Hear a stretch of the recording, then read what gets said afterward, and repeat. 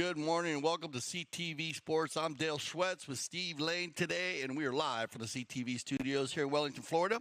We're going to take you out to the Santa Rita Polo Farm for the 2023 Eastern Challenge. We have a round robin. We're going round and round today here in the spring. Circular robin. Yeah, we've got a lot of round robins. They've been good ones, though. Steve, this is a lot of fun. We haven't been back to the Santa Rita Polo Farm in a while. We've been playing on Field 1, 2, and 3 at the Grand Champions Polo Club, so it's great for our viewers. And look at these fields, man. They have been rested, and it is going to be fast, wide open, 12-goal polo. Yeah, that's it. We've had a little bit of rain, and these fields, as you mentioned, have had some rest, and they certainly look great right here on camera. And, the players appreciate it too, and so do the ponies. And, we had some rain come through last night, and the field crew doing a great job of finding a dry field. And these fields over at Santa Rita, I think, are just a little bit higher here and there, and also the runoff areas at the end zones are level with the field, so it makes it safe for players after a goal is scored. Yeah, we got the Eastern Challenge, and this has been a fun spring as we have watched some wide open polo. I've had people calling me and just talking about the polo because they didn't know what level it was. I said, sometimes we don't know what level it is. I said, it starts out to be like 16, 14. We have 14, 16, but then they have a few games look like it's 2022, and then there are a few chuckers that almost look like the World Polo League. In the finals last week, we watched at least 6 goals that were coast-to-coast runs and as fast as a horse can run. So, between, that 30 and 36 miles an hour, running full speed, carrying the ball. And, of course, we're always talking about the fields in the spring. Perfect timing here in southern Florida. The fields are always so perfect. The weather, everything just grows. My farm just looks amazing right now, Steve, as the spring weather comes in. My allergies aren't doing it so well, but everything else is great. Well, the rain hasn't beaten the pollen down yet. But that'll come in time. And, this is the time of year to play polo on these fields because they do come back after the winter season. And we haven't had that much rain, but with a little bit, every little bit helps. So, it looks like we got to have the Travieso team. They're going to be one of our first teams playing here. We have 3 teams playing in a round robin. Remember the round robin setup if you're not used to it. 9 chuckers of polo. Each team will play 3 chuckers against each other. Top team will sit. Whoever wins the first round, they'll sit, and the runners-up will continue to play against the third team. Third team will play 6 chuckers straight, and that's where we always just talk about the dynamics of the round robin. Sometimes it's better to you always want to win, but sometimes getting that third spot. They draw for spots, getting the straight 6 chuckers. A lot of teams like that. Some teams like to play in the first 3 and win and then rest.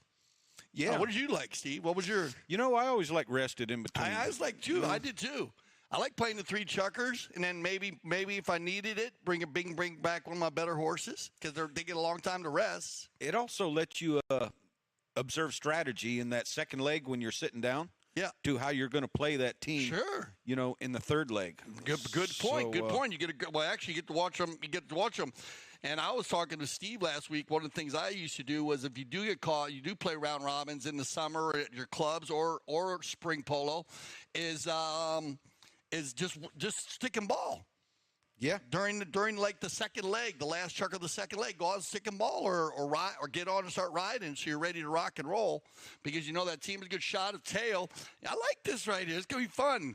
We talked about the Kaye family. They've been playing, and we got Michael Kaye, played very well last week. He's going to play with his father, Teo Kaye.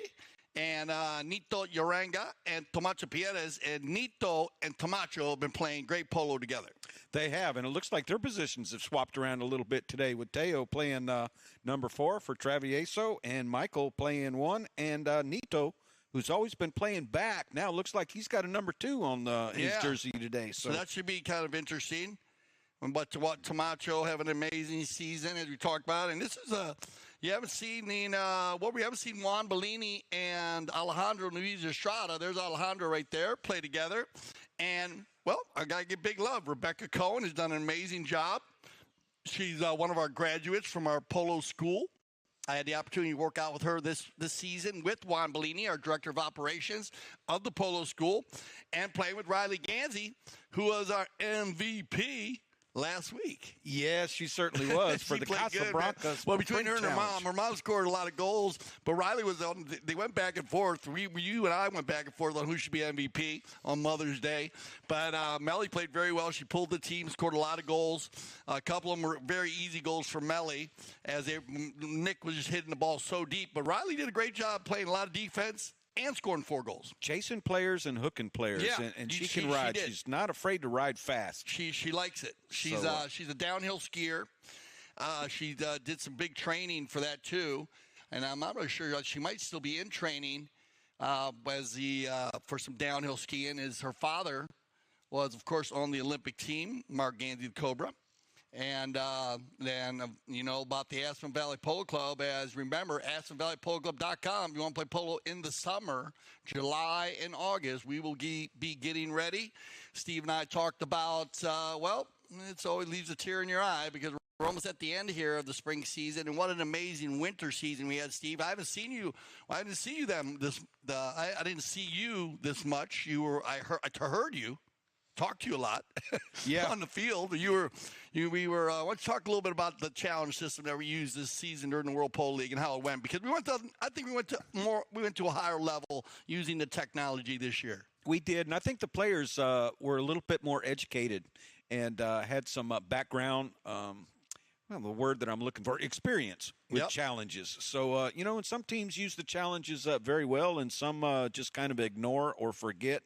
Or, you know what? Maybe it's the umpire's calls that are so good that there's no sense in having a challenge. But challenge comes up, and my job, there's basically 3 different hats. You've got the third man calls where you can say, I agree with this umpire, I agree with that umpire.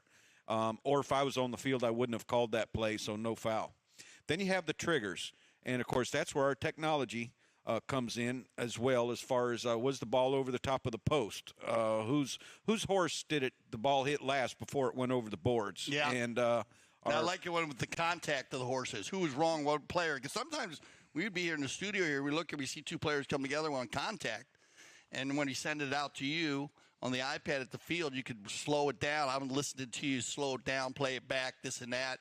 And Jordan here, he'd work with you with working the technology, and it was interesting to see how it would work out. Right, and then of course the third portion is the challenge system, and really you have to, according to the rule, you have to have 100% evidence to overturn the umpire's calls. Mm-hmm. You can't say I wouldn't have called that if I was on the field. No, you got to take that and throw it out the window because this is a different hat. So 100% refutable evidence to overturn the umpire's call.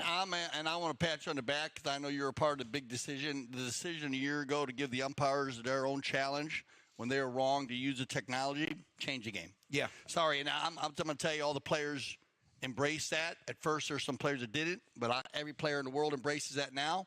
And I know you guys saved a lot of different calls when the umpires just needed help.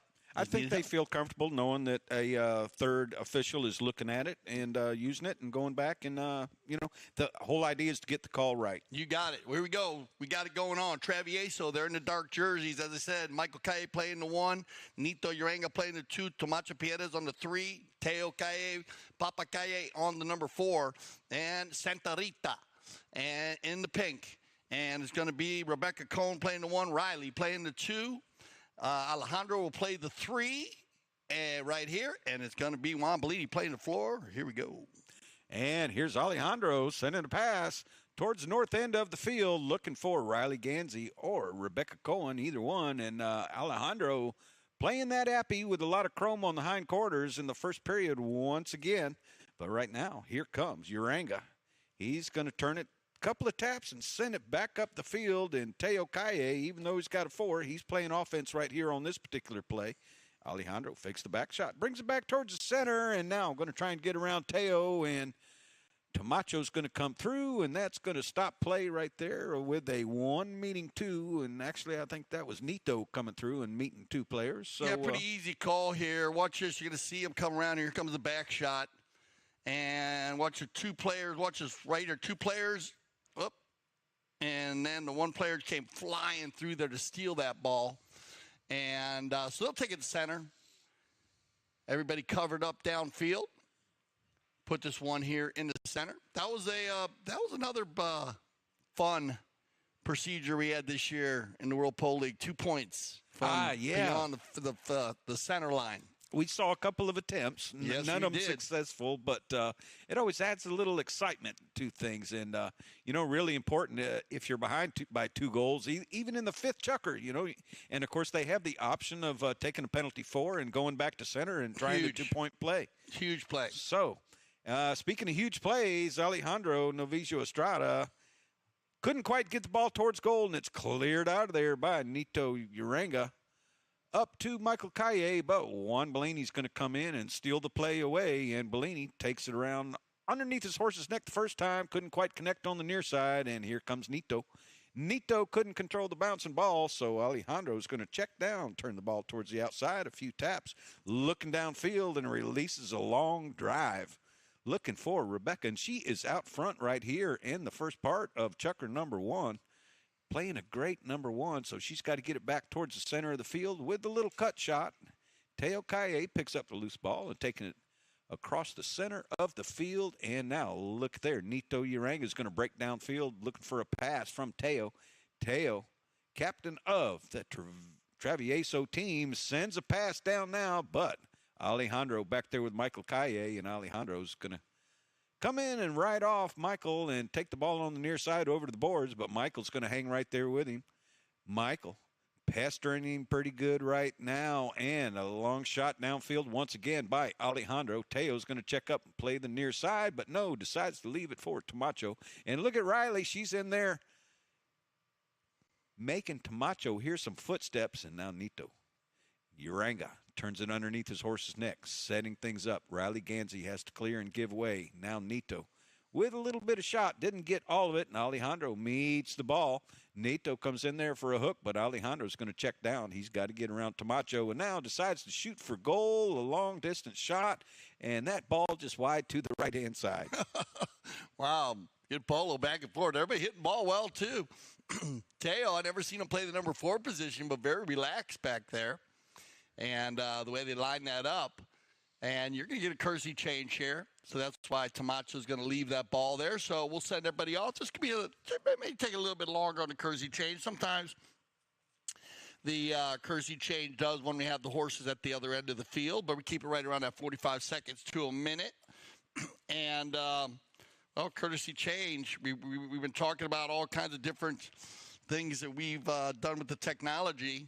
Here's another change that has come from the tournament committee of the Grand Champions Polo Club, Aspen Valley Polo Club, Steve, that probably is changing the game.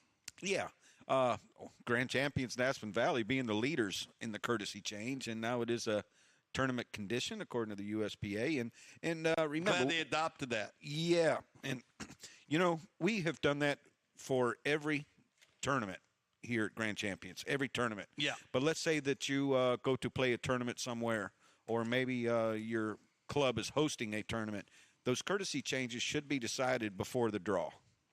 And the tournament committee can say, hey, we're doing courtesy changes. They don't have to let all teams know, but deciding to do it after the 3rd or 4th game may not be so good, unless all teams have played an equal number of games and nobody is cheated by a courtesy change or it's enhanced by a courtesy change. So courtesy change is coming in, great thing. And we always mention how the players and the horses love it, but how about the grooms and the horse handlers? It might save poulticing some legs or wrapping or having a horse laid up in the stall. It's amazing how when we took it was all about safety of the horses, but it's turned into a whole nother world because, we're seeing less fouls.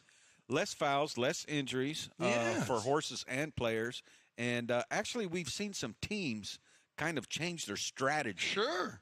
During just a simple courtesy horse change. They talk on their way off the field. They talk on their way back on the field. And maybe while they're over there jumping on another horse. And, and it also gives a player that doesn't change as quick. You might have an older sponsor, someone playing who uses a mounting block, and which is very safe for horses. We're a big fan of the mounting block, especially at the polo school. And and so it gives them an opportunity actually to get in there and change. But safety of the horse is what's it all about, and we're going to talk about that all day long. We're going to talk about a lot of the rules and and different things that went on during the season today. This is the Eastern Challenge. Once again, if you're just joining us, first chucker action of 9. And it's been back and forth by both teams here. Picked up now by Teo Calle for Travieso. Never seen the dark jerseys of Travieso. Pretty cool. They had the purple ones on. I've seen the purple and white, but now they're in the blue, black and blue. Nice play here by Teo as it comes across the center. Juan Bellini. Oh, Bellini, that's just, I was going to say that's the way to play the opposite field. And that's just good D there by Alejandro because Tamacho read it perfectly. Yes, he certainly did. And Tamacho just having a little bad luck. Couldn't quite tell if Alejandro got a piece of Tamacho's mallet on that. But anyhow, the ball's over the back line. So a knock-in coming once again from Senor Bellini. And everybody's drifting off to the right-hand side. And keep your eye on that appy that Alejandro's on. It looked like he wanted to break left, but he's going to break back towards the right. Just playing a little cat and mouse there with Nito Uranga.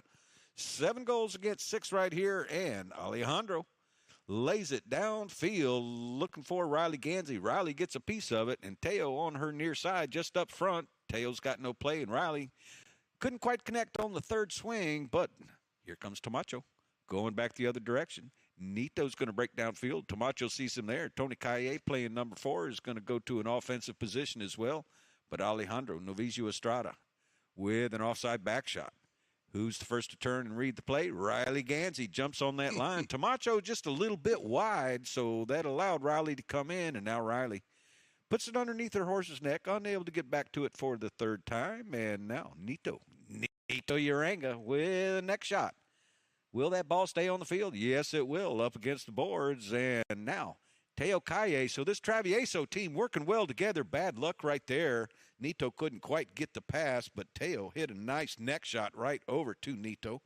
Nito unable to get it, but turned around by Alejandro, and now here comes our Polo School graduate, Rebecca Cohen. Gets a piece of it, a centering shot right there by Tamacho. Picked up by Teo, and Teo, ball passes his stirrup on the left-hand side. Should have stayed on the near side. Crosses over, takes the offside. Just, you know what? If you're not fouling, you're not trying. Yeah, bad luck. Bad luck there. You see this ball comes down, and it'll pass right there, and it's going to come through here like this, and that's where Teo comes across, and they'll just go from the spot. Kai's going to flip back here now to number 4 position. 1:24 on the clock. And Travieso, Steve, I agree. Passing the ball very well. The Santa Rita team, they've been using the 2 ladies in the front. But still 0-0 here early. Nobody's scoring any goals. Oh, this is a pretty ball right here, though, by Alejandro. And he's got Riley going in there. But here comes Teo. Teo comes in, makes a little play.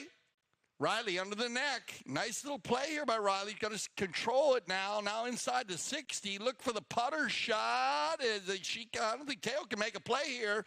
And there's our first goal today. Yeah, Riley Gansey, the MVP of the Casablanca Spring Challenge, playing smart polo. I like that first shot underneath the pony's neck. And this is just a setup right here. And, of course, it doesn't have to have another hit. It's got enough juice and enough gas to carry right through that 24-foot opening. So Riley Gansey getting the first goal of this 15-chucker day. Unreal, man. I'm telling you, she's been playing so well. Like I said, she hadn't played any grass polos since 2022 Open. And she came in just on fire as well. Now, that's going to take us to our first commercial break of the day. So stay with us here on CTV Sports. This is the 2023 Eastern Challenge. We were excited to start. The field was amazing. We knew that it was a really tough team that we had against. Mark always puts a really strong team in the field. And it was Gilberto's first game, tournament and everything, so happy that he did good. I used to play a lot with Pablo when I was younger. We were cousins and we played a lot of kids tournament together until we played the Open together. Then a few years we play against each other, and now we had the opportunity to play back again, and it feels really good. Have a lot of connection, and with Alejandro I played last year here with Melissa. He's a great defender, a great back. He plays really simple. He understands the game really good, so he makes things simple. And Gilberto, I think he had a really good game. Yeah, I think yes. Well, this is a single elimination tournament, so winning today was keeping one foot in the tournament. So it was really nice now that we have another game in the weekend to keep playing, and yes, a lot of fun. I know 'cause I try asking. Now I see through your habits, just like gadgets. You tell me with the two hands, I'm too bad. Wonder what you think's like. So sit down, listen, think for a minute. Know it might be hard 'cause you're uneducated. Break down, face it, breathe for a minute. I'm about to help you with your manners and respect.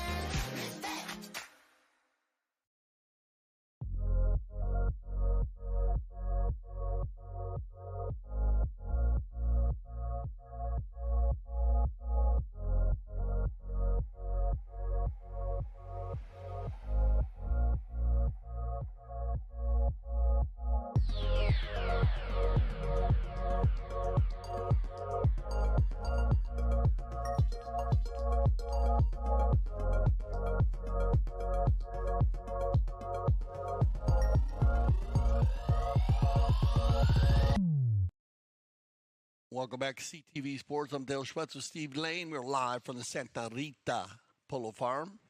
Nice shot there. We're on the Aspen field, which reminds me of Aspen, Colorado, because get ready as we're finishing up here at the end of May in our spring season.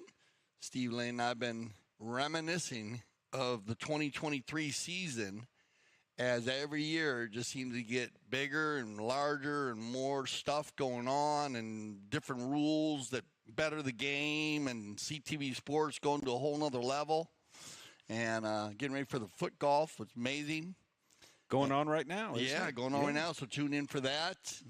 And as we're bringing you some live polo. A round robin setup if you're just joining us. First three chuckers. Travieso in the dark jerseys, Santa Rita in the pink jerseys today, and Michael Calle playing the one, Nito Mariano Uranga playing the number 2. He's been a lot of fun to see and watch play this year.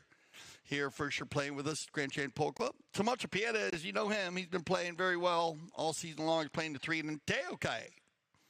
Papa Calle playing the number 4. He usually plays in the front, but he's doing a great job at the back. And then the ladies are pulling the team. Rebecca Cohen and this lady right here, she's been playing very well. Riley Gansey, MVP of last week, playing the 2. Alejandro Navitas shot up right here, playing the 3 in the red helmet and the maroon helmet. And then Juan Bellini, styling, the pink, always the pink, cancer survivor, my man. Number 4 right here. And very close game, Steve, 1-0 early. First goal scored by Riley, and here she goes, Riley. She's on the prowl right now for another goal, and once, twice, carrying that ball across center field. Oh, and what a nice pass right up to Rebecca Cohen. Rebecca couldn't quite make contact with the ball, but Nito can, and Nito bringing it to the near sideboards right now on that gray pony. And look at Riley. She's not going to cut him any slack. She's riding and trying to hook, and Nito just staying up ahead. Going to drop a little pass back to Tamacho. And Tamacho working the ball, trying to get around Rebecca and 2 ladies right there, and Riley Gansey. So Tamacho releases the ball downfield, looking for Teo. And Teo, even though he's got her number 4, he's in that one position right now. Alejandro's going to bring it around defensively on the near side, and Alejandro over to the boards, looking downfield, and Michael Calle going to stay right there with him. And Alejandro tops that ball just a little bit, didn't quite get bent over on that next shot. And now Nito Uranga's going to set up a shot in front of goal. What a great shot right here, allowing Michael Calle to come through. Michael couldn't quite connect, but Tamacho does. Tamacho turning it back around, looking for a window. He's got to get by 2 pink shirts, and can he do it? Tamacho with a little flip shot. Oh, just outside that right-hand post, but a nice play right there by Tamacho. Yeah, good D here by Santa Rita. I like Riley also kind of staying in the goal mouth there. Took an angle away from Tamacho. I thought he might go for the near post there, Steve, but he was stuck where Riley was sitting with Alejandro and Bellini chasing. So they dodged a bullet, but just good D by Santa Rita. So, yeah, good D. And Alejandro, he's on the offensive attack right now, sending everybody downfield. And Bellini leaving that number 4, going up to play some offense. But Teo Kaye comes back playing defense, going to carry that ball across the field, looking over his shoulder, as an experienced player would. What a nice little pass back to Nito. And now Nito arrives on the scene first before Riley. And now Nito sends it over to the left-hand side, looking for Teo. A give and go right there by the two of them. Alejandro tries to take it forward and couldn't quite make contact. He and Teo Kaye come together and hook mallets, but Tomacho would like to redeem himself after leaving that ball on the field the last time, and Juan Bellini comes in there. And now I think a whistle on the play, and I would agree with this call right here. I thought Juan Bellini's horse's head was over the top. Yeah, it looks right like he there. does. Let's keep an eye on Bellini. Bellini's back in the back here. Let's watch his ball's going to come here. Tomacho's right here, right there. Then you're going to go here.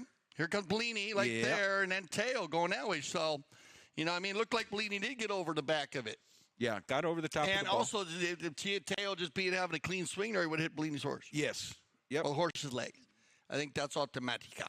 I'm pretty sure. I'm going to find out. You know, we can talk about the right-of-way on that play right there. And, you know, by rule, the right-of-way is ahead of the player entitled to it. And, you know, I've given a lot of umpire clinics and player clinics in over the past 25 years. No. Yeah, just a couple. But, you know, if you ask somebody how wide is the right-of-way, the number one answer is a horse width. Yeah. And, you know, that's great if the rider doesn't have any legs. Yeah. No, so you have to think of the rider's legs. So the right-of-way basically goes from the outside of the right-hand stirrup to the outside of the left-hand stirrup and ahead of the player. Mm-hmm. And that 6 inches, 12-inch space between the right stirrup and the line of the ball is not considered part of the right-of-way. Right. Now, I'm not saying you can't have a foul in there, because you can have riding into the shot. You can have this play right here, Sure. which Juan Bellini did with his horse's head over the top, taking away the swing from Teo. So the right-of-way extended ahead of the player entitled to it. And remember, Polo's a game of angles. You know, that whoever has lesser angle, and lesser is a word. I mean, it's in the rule book. But who has, They use that verbiage? yeah, Good shot whoever of has lesser angle, has the right-of-way. Nice shot of Rebecca coming right there. Rebecca's a big dressage rider. Is she? Yeah. Yeah, I got to talk to her a lot about that. And dressage, you know, we actually all use dressage in every sport, every horse discipline. Uh-huh. They of course, the dressage riders take it to a whole nother level. But we use it in polo, jumping, cross country, even rodeo sometimes. Well, riding is a big part of polo, you know. You So got it. It's all about if you come riding. with that background, Now you know it's- what? We've even seen cowboys transform over to the English saddle, go Yeah. from Western to English. And I know when I did, boy, it felt a lot different because Western, your legs are spread out just a little bit more, and then you come into the English saddle. And, of course, that's a big transition. Now, maybe going from dressage, where you have the knee rolls on the English saddle, and then going to a polo saddle might not be such a big transformation. But, Well, you watch a lot of like the Grasitas. You could probably put them as the top, probably more closer riders. Carlos and Memo as dressage style at a high level of sports, you know. And so we're gonna get the penalty shot there, the open goal. That's gonna be the equalizer here for Travieso. And you know, you also see a lot of the kids riding now, Steve. They're teaching them to ride just on saddle pads, you know, without, you know, so they actually are using their legs more, you know, by not having a stirrup. helps their balance, helps them Kinda use different. their legs to control the pony a little bit. And, absolutely. Anyhow, a penalty 2 scored there by Michael Kaye. So a 1-1 score here in the second period of play. And we've got a lot more to go. And so does Tomacho Pierres with a neck shot up to Michael Kaye. But Teo's going to ride Alejandro right there. And you talked about taking a player out and allowing Michael to come through, scoring his second goal of the period and of the day. So a nice play right there by Teo Kaye. And look at him go to Alejandro right here and leaving the ball for Michael. Alejandro has no play, can't get back to it. Teo does a great thing. And Michael Kaye with a sweet neck shot, just a flick of the wrist right through the post. Oh, that's big polo play here. That's perfect polo play. I mean, Tomacho puts the ball in a perfect spot. Teo does the work, and that's a great finish. That's not an easy finish there by Michael under the neck, but set up very well. And Travieso clicking here in the second chukker. Yeah, that's going to make Santa Rita do a little bit of work, and that's what Juan Bellini's doing right here. Juan Bellini trying to get around Nito Uranga, sending Rebecca Riley Gansey right on down the field. And up front is Alejandro, but Camacho looks over his shoulder. Where's he going to go? He's going to carry it across the field. Notice Teo has the confidence to break out early and go down the field for a pass, which is what he does. But Michael Calle is going to do the same thing. And Michael with a nice cut shot, not quite strong enough to get up to Dad, but Riley Gansey going to turn things around, followed up by Alejandro. Alejandro says, go on down, Riley, I got you. And Juan Bellini's breaking down, too. He's got three players to choose from. And a line drive shot down the field. Teo Calle goes back to play defense, wisely looking over his shoulder right here and with a nice open offside back shot. And Bellini comes in there with Camacho, but the play is stolen away by Alejandro. Alejandro into the corner right now, and now he's got a neck shot. He sends it across the face of the goal. Actually was shooting at goal, so I don't know. That ball go in? Wow, that was beginning close. to wonder. That was close. That was he wasn't far off the back line right there on that neck shot. Yeah, great play there, and also meeting the whole pack, taking control, left it perfectly here. 1 minute left here in the second chukker, and look at all the field to the left on the drone footage here. As Camacho's going to find Nito, and Uranga says, let's go with it, guys. He's going to get rocking and rolling here. They're going to open it up. Travieso try to finish strong here. Michael's got to stay near side. Well done. Does he get it far enough? No. Well done, Bellini on the hook. And look at this, Steve. Santa Rita's going to have one more run. They are. Alejandro, he's not going to waste any time, and the first horn sounds, and a long shot downfield. Teo Calle, he's getting some experience. He's actually looking pretty good at playing number 4, I must say, today. You know, looking over his shoulder, checking down. It looks like, a 7-goal pro out there. But a shot along the boards sends it a little too far, allowing Alejandro to pick up on it. And Teo comes over for the offside play, and that's going to end chukker number 2. So stay with us for the third and final chukker of this first leg of our round robin here in the 2023 Eastern Challenge on CTV Sports.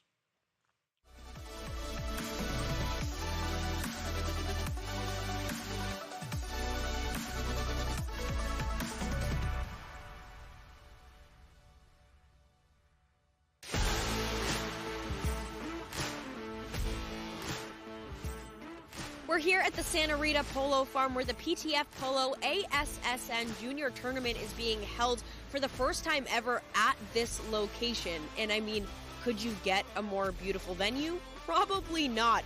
The tournament includes players of all ages, starting with the youngest at just 2 years old and the oldest at 20 years old. So you've got all ages, all skill levels, and a whole lot of fun.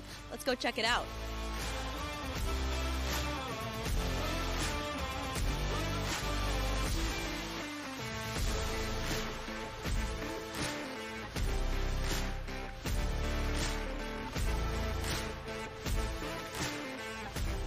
It reminds me of my days when I was in that position playing the kids tournament, and for us it meant the world. So I'm very happy to be here supporting my son and other kids as well, because I think they really enjoy this, and for them it's even more important than for us probably playing the 26 or the 22.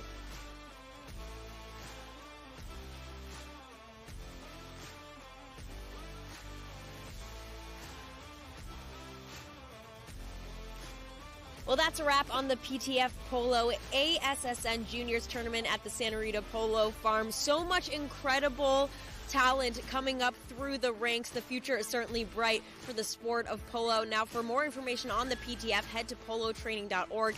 And, of course, head to Chukker TV for all of our awesome content, including full game broadcasts. Third chukker action. 2023 Eastern Challenge live from the Santa Rita Polo Farm. And here's our last play of the chukker. Let's watch this. And I think it's a good non-call right there, but this is where you're going to get the foul. Right there. And that's what Steve was talking about. You can see right there a tail. He went over the top of it. And I think you can probably start. What do you think, Steve? I think we'll start with a penalty 5A from the spot. Can't remember which way Alejandro was going, to be honest with you. But Yeah, he's going the other way. He's going the opposite way because that was a great play by Teo. He turned the ball all the way around. We talked about him looking like a 7-goal player. He played in the back very well. We usually see him in the front. But he is comfortable in the back, definitely making some strong plays for Travieso. But right there, remember, if a player comes in like Alejandro does and the window doesn't close, then you don't get the whistle, and that's what Teo wanted, so he came back across. And not a bad foul. Stop the play right in the middle of the field. Might as well go for it. yeah. Comes and makes contact there on the bump, he's okay. From the side, you're allowed to ride a player off from the side there. Just not allowed to ride in from behind. Now Teo came across. So penalty 5A. Looks like he's going to start out with Juan Bellini here.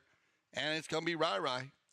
Gansey right here trying to get something going here for offense, but Teo Kaye has a different idea, and Teo backs it. Picked up now by Uranga, and Uranga going to check down, let Riley pass by, and now Teo Kaye on a roll right here. He's going to head downfield and leave that ball for Tamacho, and actually Uranga's going to break downfield as well, and Tamacho having a little difficulty getting that ball going so he can set up for the big shot, but here he goes right now with a big shot right up to Uranga. Could this be a 3-1 ball game? And yes, Teo Kaye, Uranga couldn't do it, but Teo could. So right now, Did they get a whistle here or not? Let's keep an eye on this play. or did it go wide? I didn't think so.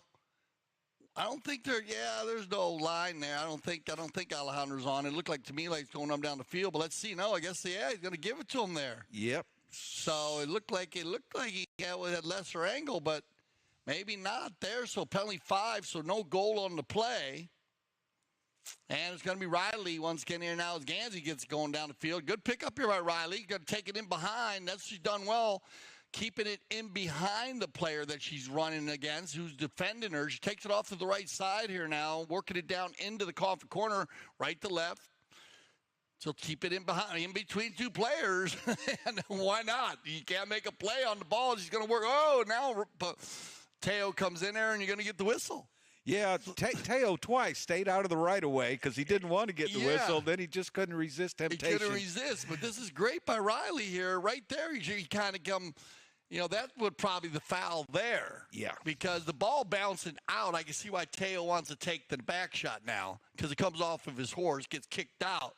But the foul to get the ball to come off your horse is where he has the. Just a little bit wide, and as we mentioned, game of angles Polo is, and Riley at lesser angle than He's Teo. playing perfect. She keeps the ball right in between the players so that they can't make a play on her. She's doing it great. She did it early, too. Yep, and she's got on her Sunday helmet. Did you notice? She does. The last 2 weekends, she's worn that white and pink helmet on Friday. Okay. And then the black helmet on Sunday. And today she's got on her Sunday helmet. So maybe trying to change things around. I don't know if I'd change a thing. She played well in it. She played awesome. She was the MVP last week, so in the finals of the Casablanca Spring Challenge. So maybe she wants to be MVP today. But Alejandro, he's going to try and even things up, which he does. So a penalty 2 there by Alejandro Novijo Estrada, and that puts a pair of 2s on the board here in the third chukker with a lot of time left. So remember, the winning team will sit down. If they tie, they will choose odd or even or flip a coin to see who sits down and who stays up. And Travieso right now with 2 goals, as well as Santa Rita. And the team sitting down right now is Fly Polo, and they are in waiting, taking notes underneath the tent. And Alejandro picks the ball up out of the back door of the bowl in. Tamacho Pierres goes to the whip right now. Alejandro staying just out ahead, and Alejandro with a shot towards goal off to the left-hand side, and they're going to let that ball not be able to get to it and watch it trickle over the back line. So we'll have a knock-in right now by Travieso. Tamacho Pierres and Mariano Uranga working well together, and Pierres quickly puts the ball back in play, and now Pierres. He's got players down the right-hand side, and Michael Kaye, look out there, and Juan Bellini comes in front. Picks up the ball, and now Bellini going to survey the field, taking it back underneath his pony's neck. looking to see who to hit to. And Uranga staying right there with him, putting pressure on him. Bellini slowly working the ball. Alejandro and Riley Ganzi out in the center of the field. Bellini taking it back across, setting up for the big neck shot. But no, just a little shuttle pass up to Alejandro, unable to get to it, and intercepted there by Tomacho. That's a good play by Nito there, Steve. Pull out of that play so that there wasn't a 2-1 meeting two. Good, calm, good thinking. That's going to put Travieso on the move here. Teo tries to get a piece of it. And they go the other way. And Alejandro, he's been getting a lot out of this chest out there with the bald face. Big ball here by Alejandro. Who's going to get on the end of it? It might be Alejandro again. Here they come. Will it stay on the field? I think it bounces just out from a cop on the field. Oh, still in play. And Nito. Uranga, he found that ball. We couldn't see it, but Uranga finds it, and a nice underneath the neck shot right now. And is Teo going to take Juan Bellini out like we saw in the first period? Uranga on the volley, but just couldn't quite get it. What a difficult shot, but at least he made contact. We like to see him make contact. He's been fun to watch. I had an opportunity to play with Mariano this year at the Polo School. Oh, is that right? Oh, he's so much fun, man. What a cool guy. Well, he's a nice guy, and there's not too many of us around. Yeah, family, Argentina, done so much. And but, yeah, he's a fabulous guy. There you go. See what he says? See him getting ready?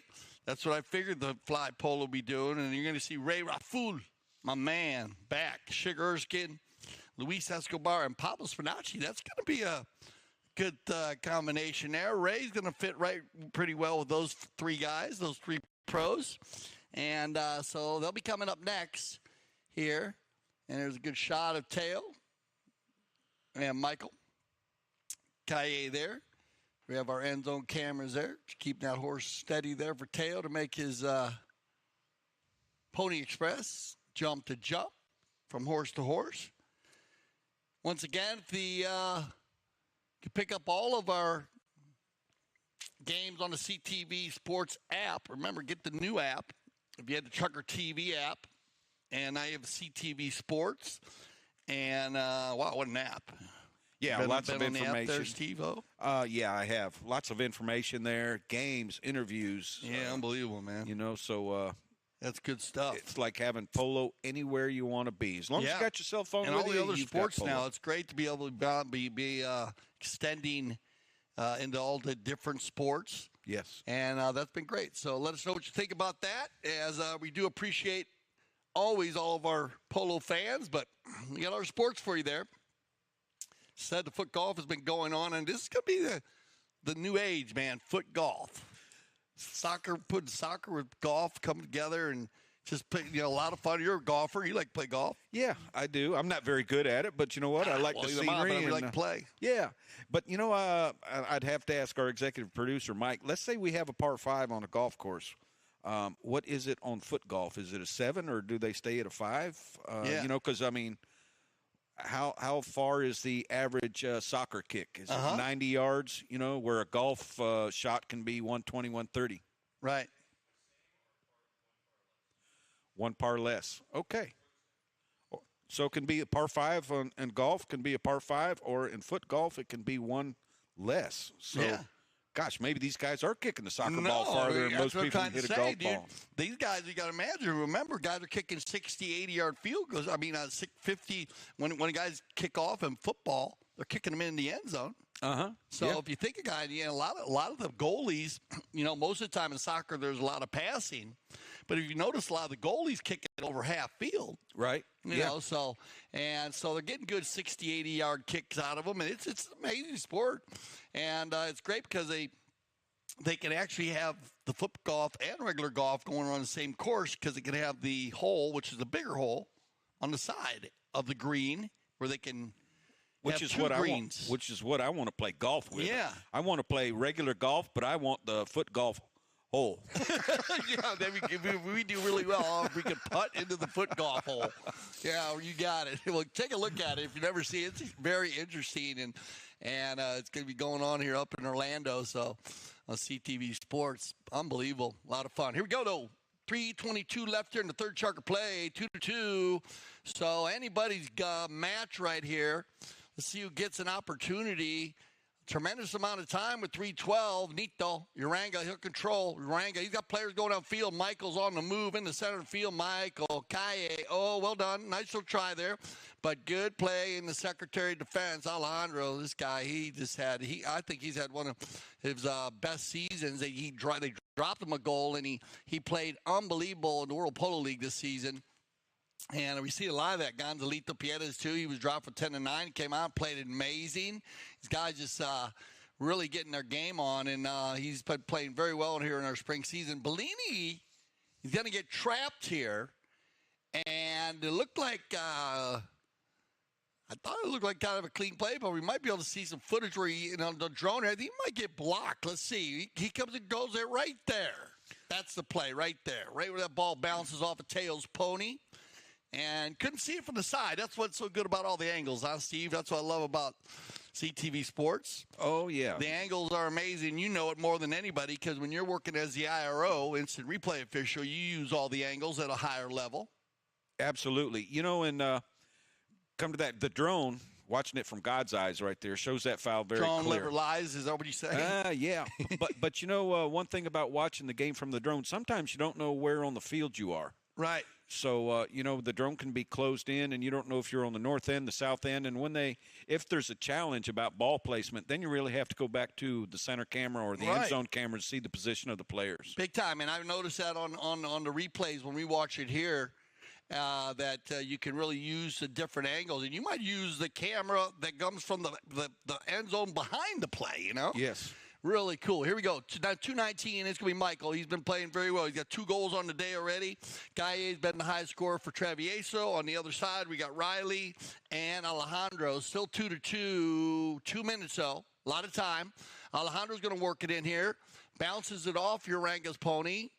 A little bit of a duel here with Bellini and Camacho. And now they come flying around, and Mallet's in the air. Yeah, I believe we've got a right-of-way violation coming right here as Alejandro came in front of 2 players.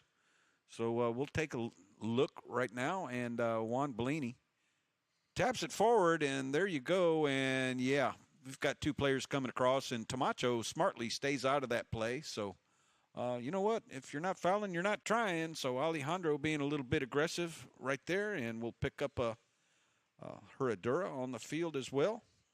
So a penalty shot coming in favor of Travieso. Not much time left. Still all knotted up here with a score of 2-2 here in the third chukker of 9 to be played. So moving the ball towards center field. Gaston Dorniak, our international umpire. And Camacho, he knows he's going to dribble, so no need to tee the ball up. And Camacho sends a worm burner along the ground right down looking for Nito. Nito covered up by 2 pink jerseys. Riley Gansey turning the ball back around. No, that was Rebecca Cohen, which nice play by Rebecca. And now a shot right up to Teo. Teo takes it off to the right-hand side, unable to get the ball through the uprights as that clock slowly, and you say the clock goes tick, tick, tick, but I think with all this technology, it goes hum. Yeah, you might have to change that, in the immortal words of Tommy Oxley. Yeah. What a guy he was. You got to love him. So, I grew up with him, so I'm always going to say it goes tick, tick, tick. Yep. But it does go now these days. Yeah. A lot of technology does. Back and forth here. The Cayes almost got it done. 1 minute left here in the third chukker. Riley's going to get an opportunity here. Gansey on the run, 52 seconds. Got to keep Caye to the outside. Teo. And they come together there in the back shot. Alejandro's going to steal his time. Oh, he overrides 40 seconds. It's going to give it time here to Travieso. Let's see. Camacho waiting for somebody. Nito is going to open up the dark bay pony. Now the drop. Well done. Now Camacho with 29 seconds works it over center field. Centering. He's got Michael on the move, I believe, or Teo on the move on the near side. He gets a piece of it. Nito, they leave it again. Look at this. Camacho's going to get another opportunity. Takes it inside the 30. Everybody's got to get out of the way. And, okay, golazo, Camacho Piedras. Camacho just playing cleanup and picking up the loose ball. And, of course, Nito Uranga up front. He's drawn pink jerseys to him, and that allowed Tamacho to come through and tap the ball, and nobody had a play. Perfect. So Perfect play. That's just good teamwork by everybody. Everybody was lined out. I love Nito with the drop. I love that tail. Here's our first round stats: 3-2, and pretty even here. Shots on goal 7-5, right there. Knock-ins 4-3, so close. I mean, it was just back and forth. Ooh, man, Travieso, they got to watch out here. 6 fouls and 3 chuckers. That's it's getting up there. They got to be careful. I like Santa Rita, only 2. So, and then you got the goal scored, 1 from the penalty line from each team, 30-yarders. And there you go. Thank you, guys. Great stats for our first round. Okay, so Travieso will sit with their win, and we will have Santa Rita against Fly Polo. Stay with us here on CTV Sports.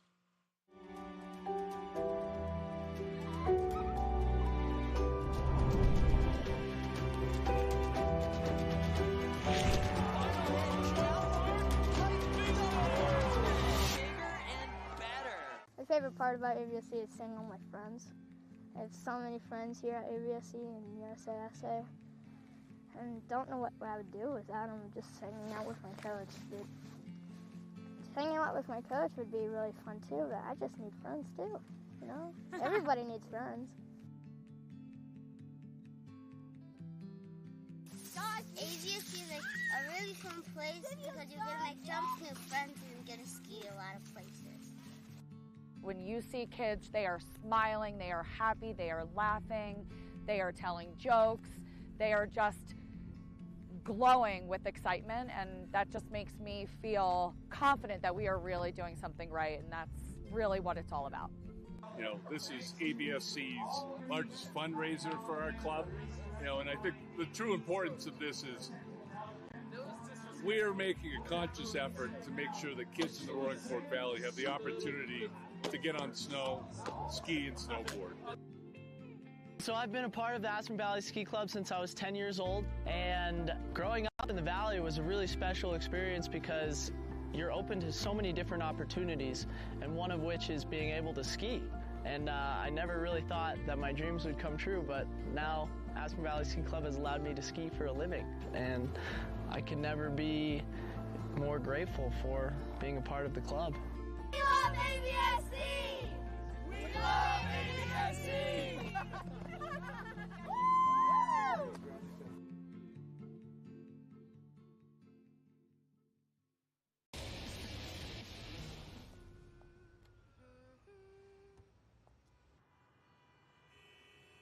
Today's high temperature is 8 degrees above normal. Experts are warning that Don't let them in, don't let them see. Be the good girl you always have to be. Conceal, don't feel, don't let them know. Well, now they know. Let it go, let it go. Can't hold it back anymore. Let it go, let it go. Turn away and slam the door. I don't care what they're going to say. Let the storm rage on.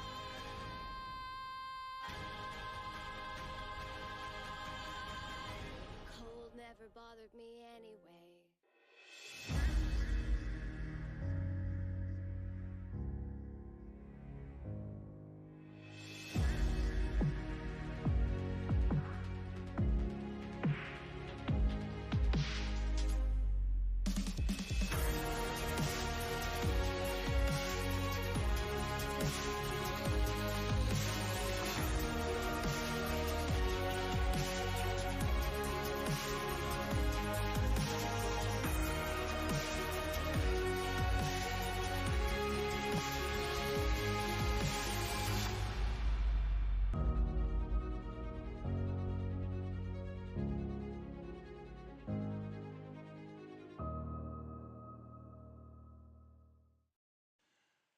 All right, welcome back, everybody, to CTV Sports. I'm Dale Schwetz with Steve Lane. We're getting ready for our second leg of the 2023 Eastern Challenge, live from the Santa Rita Polo Farm, Aspen Field. Good shot there of Gaston Dorniak What's up, Gaston, my man, in the yellow and white? Yeah, looking good. Look at that smile. Now you got that guy. I love that guy. Great job this year. You manage us. Yeah. Well, good job managing us. Well, thank you. It was easy. I can say that. We had some plays to talk about here and there, and of course, we could tag those plays and actually go on one of the platforms for CTV Sports and clip it out, and then send it to the umpires by email or by the WhatsApp, and we could discuss the plays. Yeah. And sometimes they're great calls, why we did it. Sometimes missed calls, why do we miss them? Sure. But the great thing about it is it gives the opportunity also to let the teams know, and that way the teams always feel better, players always feel better when they know that the umpires understand they missed some or didn't, and you have that just brings everything to a higher level. Yeah, and we've talked to, years ago, Memo had to umpire the 40-goal players support group game. And I took him the pickup stick before the game and an umpire shirt and a whistle. And I went to pick the stuff up after the game, and he says, Steve, you have to have a very good horse for umpiring polo. I says, Memo, I've ridden a lot of yours, and I've told you that many times before. Some of them were not so good. Yeah. But that's gone to a higher level, too. Yeah, you're not in the right position. You can't make the right call. But anyhow, he made a great point. He says, the umpires are in on every play. Yep. The players are not. Yes, sir. And when you think about it, you and I are kind of in on every play from this job. Every play. Our videographers in on every play. Yeah. I mean, it's amazing. We got to give love to our videography team as we do. But let's go through it. Fly Polo, Ray Raful on the field. Yeah, Luis Escobar right there in our camera playing the number 3 position. It looks like we're going to have a little change here, Steve-O. As Travieso is going to go ahead and stay up today, as I guess they're probably they went ahead and decided to do that, which no problem.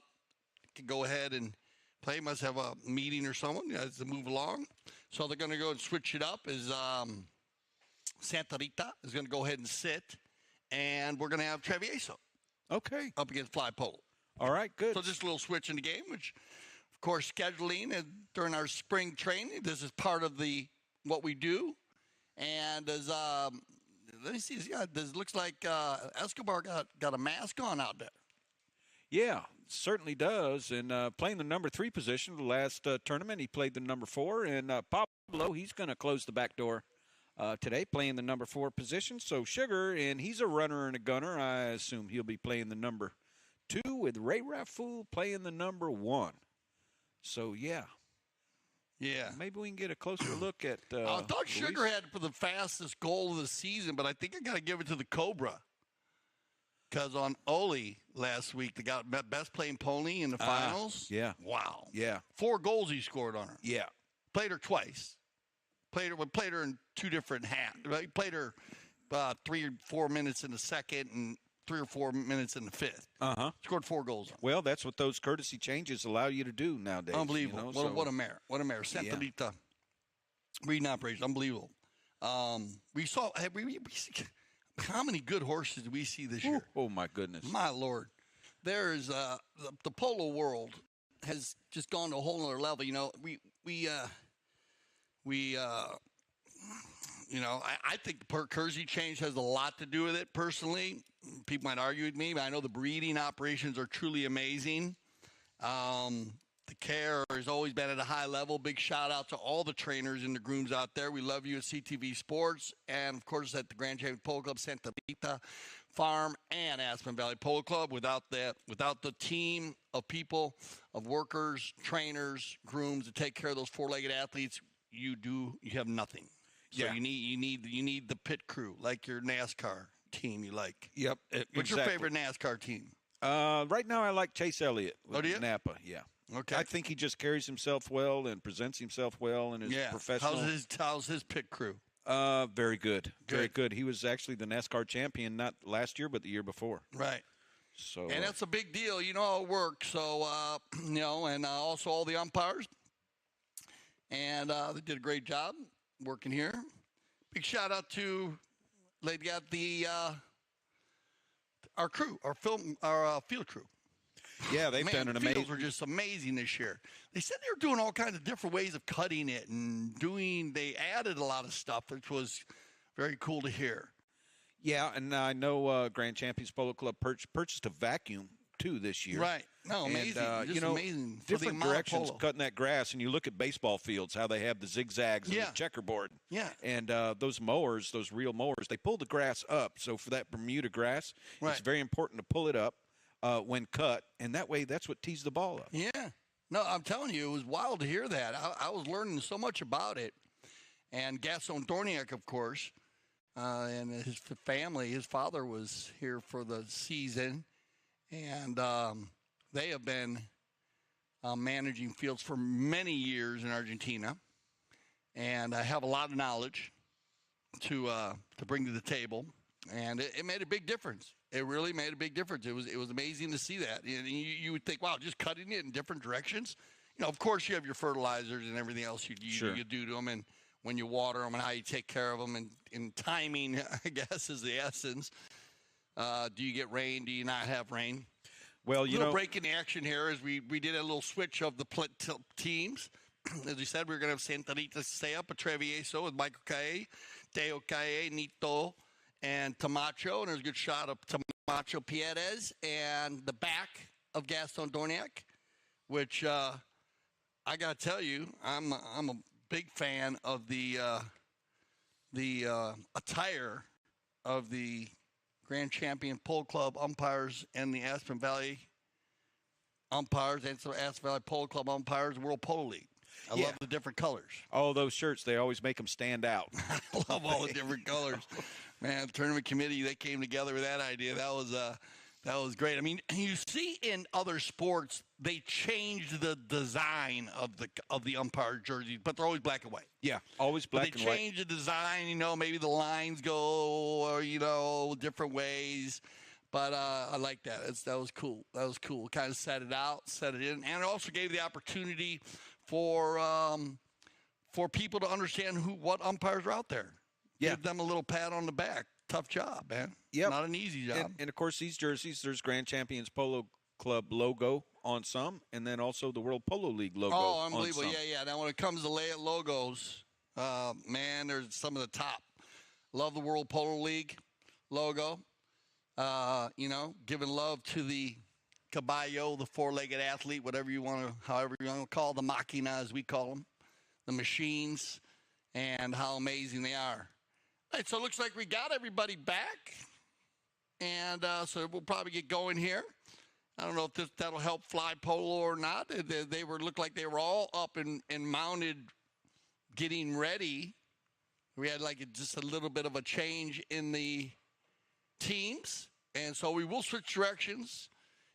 And so now we'll be bowling in from the west to the east. The field you're looking at today runs north and south.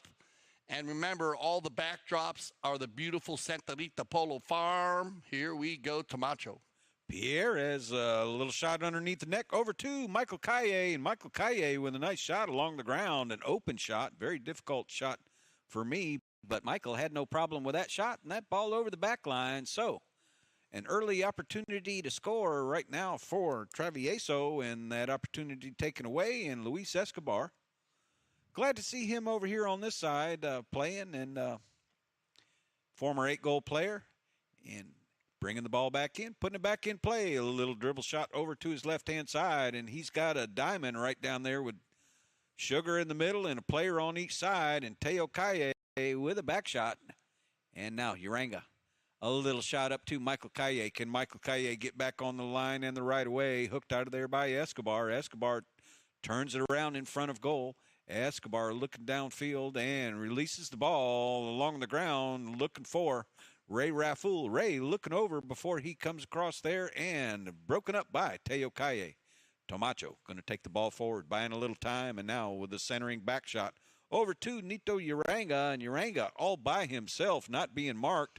Oh, he looked like he wanted a next shot, but a little bit of an open wrist right there sends it over into the corner, but still unmarked. Nobody around with a nice soft shot, approach shot, but intercepted right there by Sugar Erskine.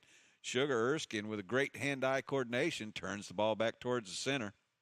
And now puts it back down the field, but nobody home but Nito Uranga. Uranga with an open back shot over to Michael Kaye, but broken up there by Sugar Erskine, picked up now by Michael Kaye. Michael Kaye, and I believe we've got a whistle on that play. Sugar just bit off a little bit more than he could chew. Yeah, but this is just good play by Teo here. Keep an eye on Teo. He's coming this way, right there. And there's Sugar coming across. Bang, perfect. And that's a good read by Teo. Yeah. Because he went by 2 players to get there. Yeah, and, Teo had to look up. Sugar crossing after the shot, not able to flatten out. So, and the umpire, I believe, probably played a slow whistle on that play because Michael was next in line. Yeah, definitely. And once the team didn't come out with the advantage, the whistle sounds. And, of course, as an umpire, we've always tried to teach a good non-call is just as important as a good call. Well, I agree here. Michael's 100% from the penalty line, and he'll stay 100%. Penalty 2 scored right there by Michael Kaye here in his 4th chukker of Polo here in this 9-chukker round robin. So good seeing his brother was back. Tony, after his injury, he played earlier in the spring. Michael playing now. Brother Tony Kaye had a broken collarbone, so he was rehabbing. Came back strong. Yeah, I wonder where Tony is this week. Yeah, I think he probably might. I didn't talk to him about it, how it felt when he was playing, but he would take a little time. But he was coming off an injury when he played before, and he played very well. On the bowl end, backed up cleanly here, and it's been Travieso. At the beginning of our second leg here against Fly Polo, and Nito Uranga is going to lay it down the center, backed off a pony. Michael he's always hustling somewhere, and it's going to be Pablo Spinacci's first touch of the day here. Pablo, one of the top trainers here for the Santa Rita breeding operation, former 7-8 goal player himself, wasn't he? I think 7. I don't know about 8. And then he broke his leg. Yeah. Yeah, because he was on his way. Yep, I remember him. And that slowed him up a bit when he broke his femur, I believe. Yep, I remember him and Marcos Yambias, both at 6 out in Santa Barbara. Yeah. I remember roommates. This Pablo, when he was at 7, he was solid, very solid. They did have an accident and had an injury. But does a fabulous job at the 4-legged athletes. His son playing so well. And we're the juniors all over.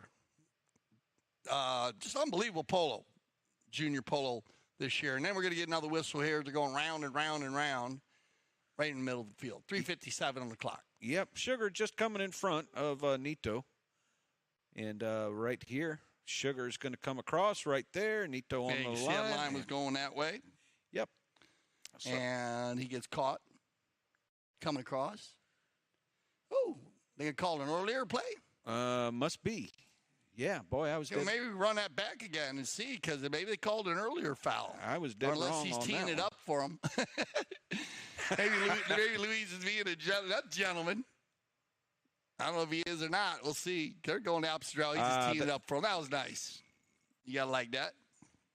That's what spring polo is about, having fun. And remember, great way to bring on your young horses, too, if you want to play spring polo, as there are a lot of young Santa Rita breeding operation Halo Polo ponies out there during the spring.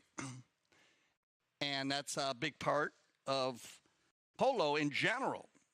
You got to bring on, you got to train the 4-legged athletes as much as you got to train the young players.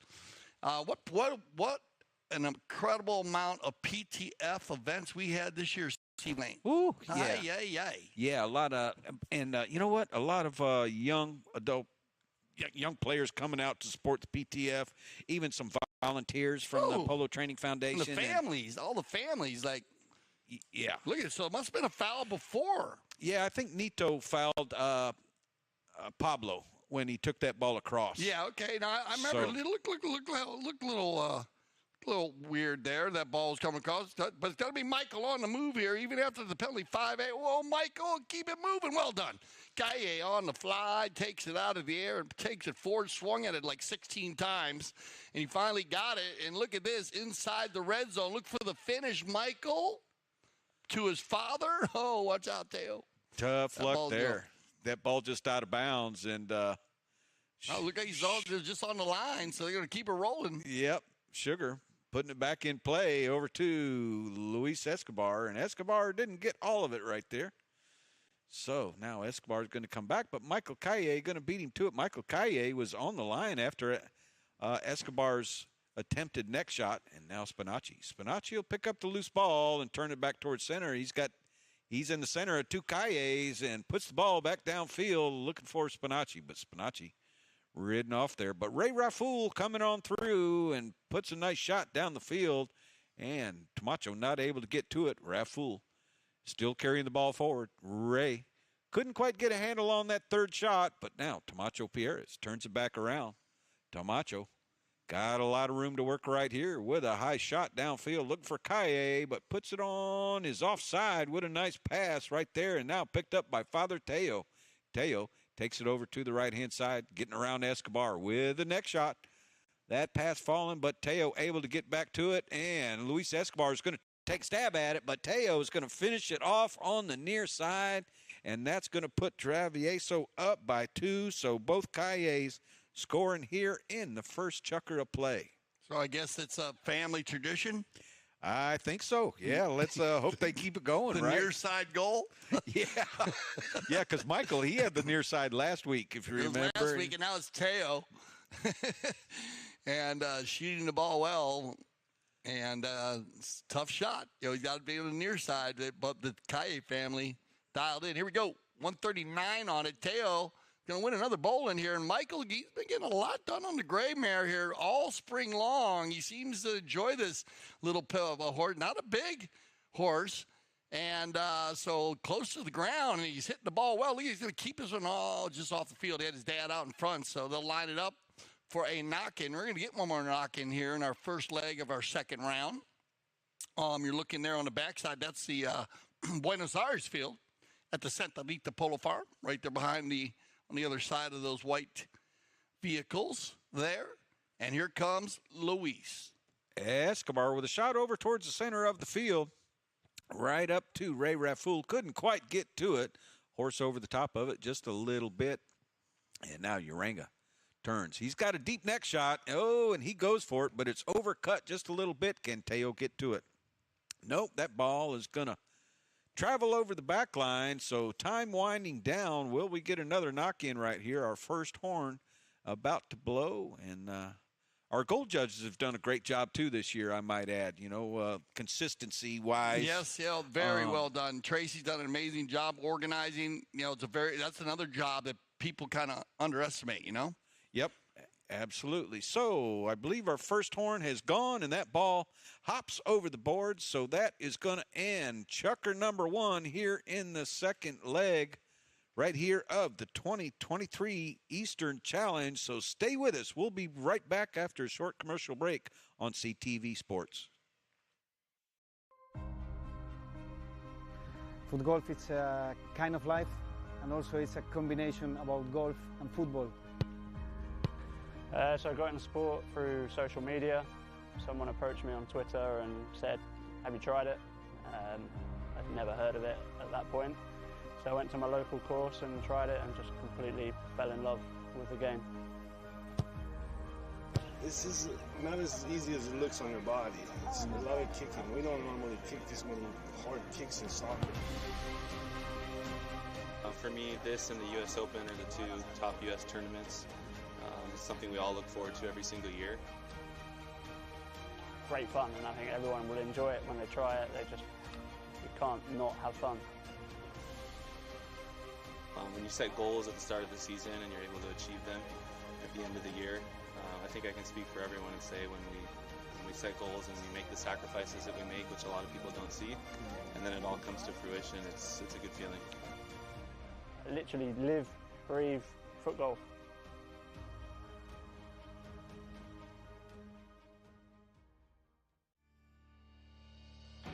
When I founded the Taqueria 48 years ago, the goal was to service polo players fieldside and carry a complete line of polo equipment.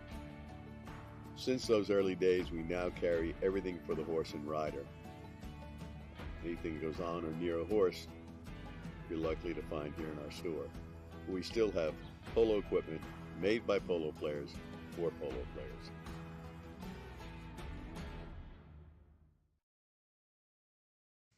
All right, here we go. Second chukker of our second leg. Number 5, fifth chukker. And there's a good shot in the background of Darren, our in-house veterinarian. Yep, at every game. Yeah. He said the horses are doing well. Texas A&M graduate, School of Veterinary Medicine. Yes, sir. He big fan. Yeah, Darren Tampa. The whole family went there, actually. Is that right? All his brothers. Mm-hmm. Yeah. He played in a tournament this year, wasn't it? There's been a lot of Polo. Yeah. Mm-hmm. Plays in the arena a lot also, too. Uh-huh. Yep. Enjoys playing. And so we ended here. We're in the second chucker. We have Travieso. They're in the dark jerseys. Fly Polo in the white jerseys. And after the first chucker, 2-0. And we were just talking about the foot golf a little more, as we had a great commercial there.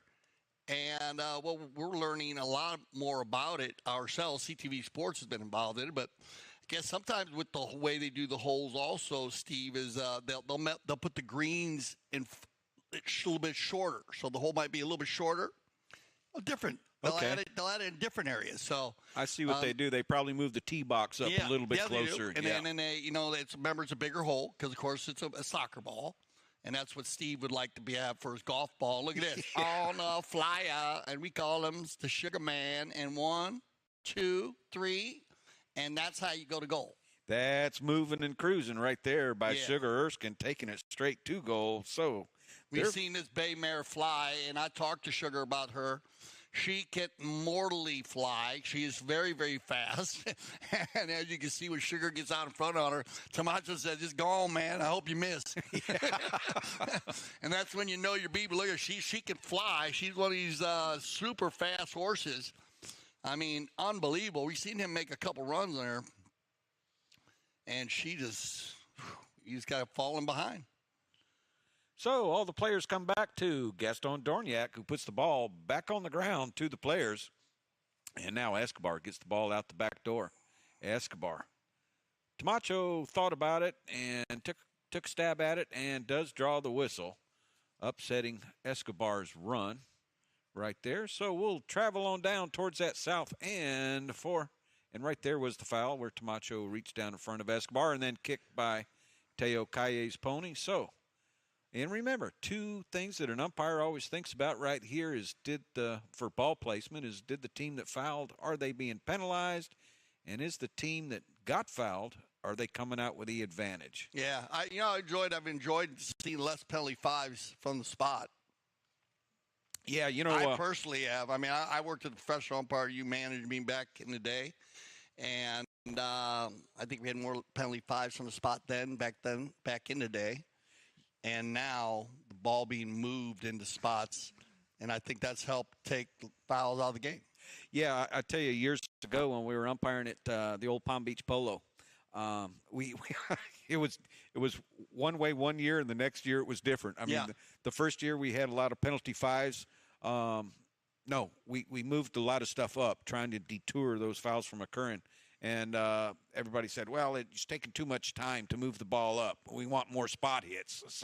And then we gave more spot hits, and then the players say, well, why not foul? It's only going to be a spot hit. So it's catch-22. You're darned if you do and darned if you don't. No, but it definitely cleaned the game up because now when you're giving goal shot penalties, teams know, hey, you can lose, like especially right here as Escobar puts the number penalty 4 away, a 60-yard shot. When the team has an opportunity at goal shot penalties, when I say goal shot penalties, I mean they're 2, 3s, and 4s. That's the 30, 40, and 60s. Then you can lose games that way. So teams have been being way more prepared at all levels. We've seen it in the 6th goal to the 26th goal. Yeah, when in doubt, don't. If you're in doubt about going into a play, then don't go there. Go to the next play. And that's the difference between good players and bad players is good players anticipate a couple plays ahead, or great players anticipate 2 or 3 plays ahead. Good players anticipate a play ahead, and players learning, don't go to where the ball is now. Go to where it's going to be next. You got it. So good run here by Travieso right out of the bowl in, and Nito's going to hit one wide. One time off the penalty line. Uh-oh, we know what's going to happen. Ooh, we knew what was going to happen. Sugar, if he would have got a piece of that first ball there, he was off to the races, and it looks like Escobar is going to try to find him again, but good read and turn by Tamacho. Pietas will control for Travieso as we click down under 5 minutes. down over the center, picked up by Michael. Michael trying to get by Luis, and that's not easy, but well done, Teo. Good read. Keeps it in front, checks his shoulder, and did he go wide? He must have went wide on that ball. I think he hit it underneath his pony's neck, so that put him on the near side. So he's on the near side there. Good non-call. Now it comes across. Sugarman's going to come back on the inside, and you know what's going to happen if he gets loose on this mare. Get ready. Oh, he changes field. I like it. But who's going to be there? Oh, Nito reads it. So 2 times today we've seen players change the field and actually get picked up by the opposing team. Nito gets a little help from the gray mare. Oh. Just unable to keep it on the field. I thought that kick by the gray mare was going to keep the ball on and give him a scoring opportunity, but just over the back line. So a knock-in coming here with a little under 4 minutes. And it looks like we'll have our courtesy horse change here now. Some players electing to stay on their mounts. And good shot of the barns there in the back. I love the backdrops here. Santa Rita there you can see also.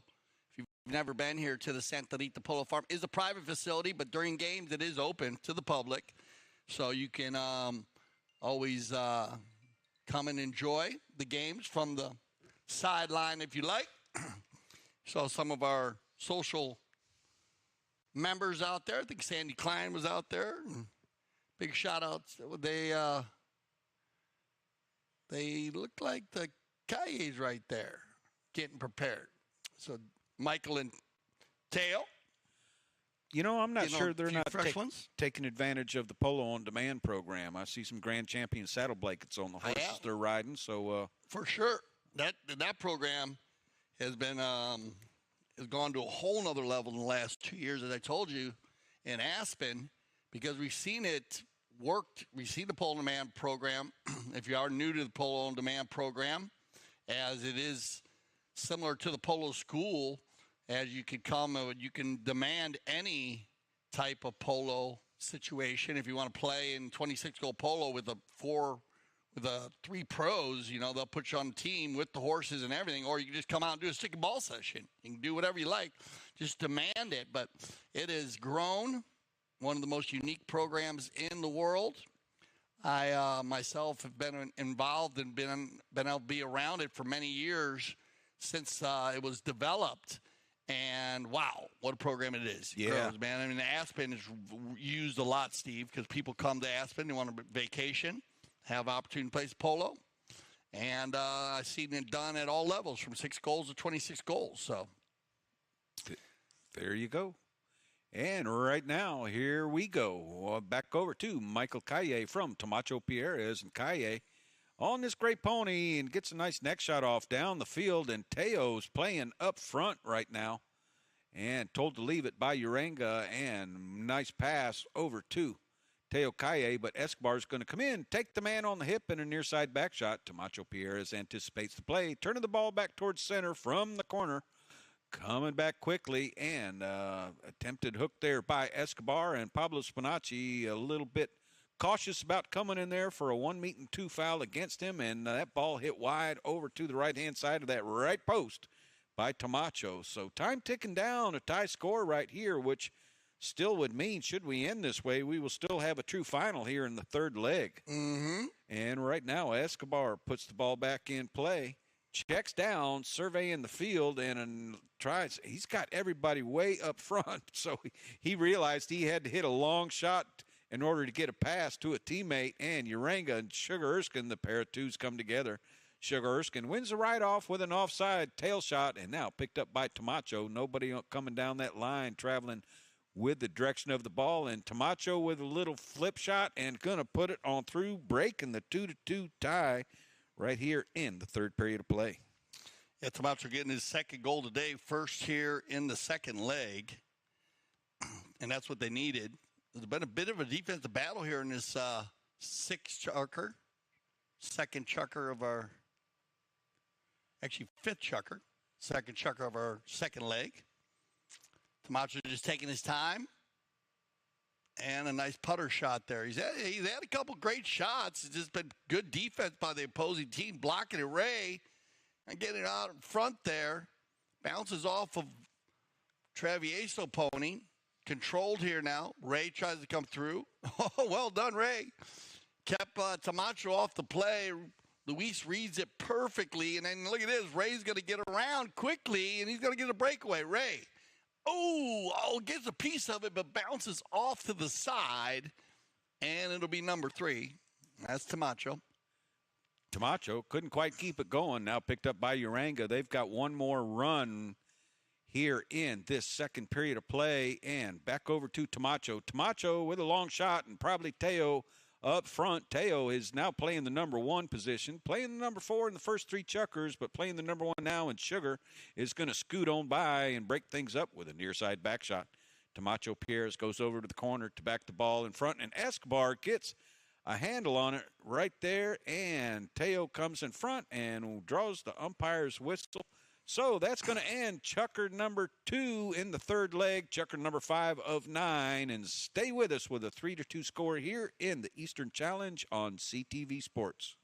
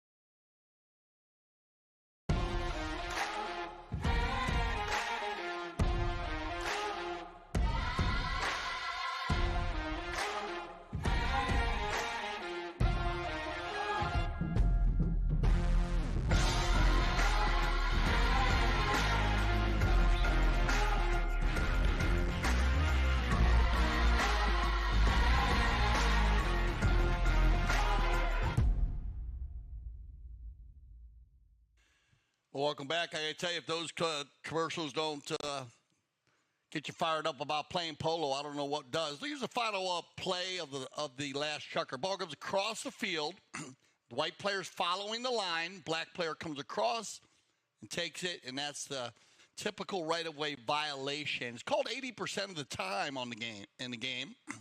It is the most highly called play. And, you know, if you're new to the game, it's simple to understand. It's like driving a car. When you enter the highway, you enter from right to left. You cannot impede cars that are traveling down the highway. The ball will dictate the direction of the highway. And the highway changes a lot on the polo field. So you got to watch that angle. When Steve was talking about that earlier, the angles.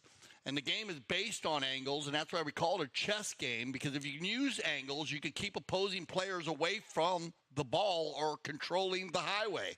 The team that controls the highway wins the game and hits the ball between the posts, not over the post, directly between. That's why we have our goal judges. 24 feet, 8 yards, sometimes looks like a mouse hole. Trust me, when you're doing 35 miles an hour. Ball travels 120 to 130 miles an hour, 150 yards. And when you're running into horses at 35, 36 miles an hour, it can be an adrenaline-pumping sport. And that's why we love the polo.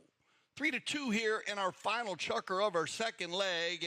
And T, it's Travieso team in the lead. See if Fly Polo, they're in the dark jerseys. See if Fly Polo in the white jerseys can gather themselves here and get a win as it comes down the far side, picked up here by Uranga. He's going to find Teo Kaye, who's wearing the 4, but I think they're doing a little more rotating here. They changed it up a bit. Teo has still been in the back, but it looks like he's been kind of rotating around and running forward, working quite hard with his son, Michael. Great steal here by Sugar Erskine, though, and he'll change the pace and take it across the field for Fly Polo. Good ride-off there by Teo. Clean, lean, clean. That's a perfect example of a ride-off. It is legal in the game of polo. Same relative speed, less than 45 degrees. On the move, Raful, on the buckskin. Ooh, nice try, Ray. He tries to go to the center. That's going to give time here for Uranga. Neat, though. He never messes around with the polo ball as a power polo player. He puts the ball way out in front here, and it's going to find Teo Kaye on the big bag. Kaye has to deal with Erskine. Sugar takes it forward. Looks like Sugar's going to run the turn here. Nice play under the neck. Sugar still with great control. Here come the boards. Well done, Sugar. Will it stay on the field? Yes, it does go, but he can't pick up the next ball as it goes over center. Tamacho will turn it around and turn the defense into offense for Travieso. Number 3 in the green helmet, working it in front of Pablo Spinacci. Number 4 puts the accelerator down there, drops it for Teo. Teo trying to go behind Escobar, no problem. Nito picks up the deflection. Look to put this one back up in line for Teo Kaye on the 1, 2, 3.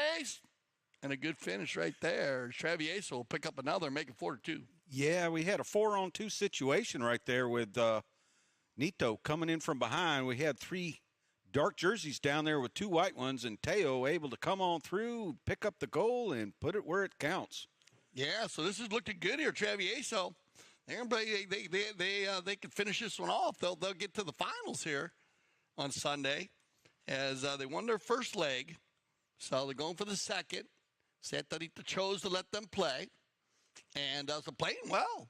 Yeah, they seem to gotten stronger every chucker. You mix it up well. You got Michael with 3 goals on the day, Teo with 2, and Tomacho with 2, and Nito's had his opportunities. But one thing about Uranga, he plays power polo. He lines it out. You know, he never messes with the ball. You always know he plays very simple polo.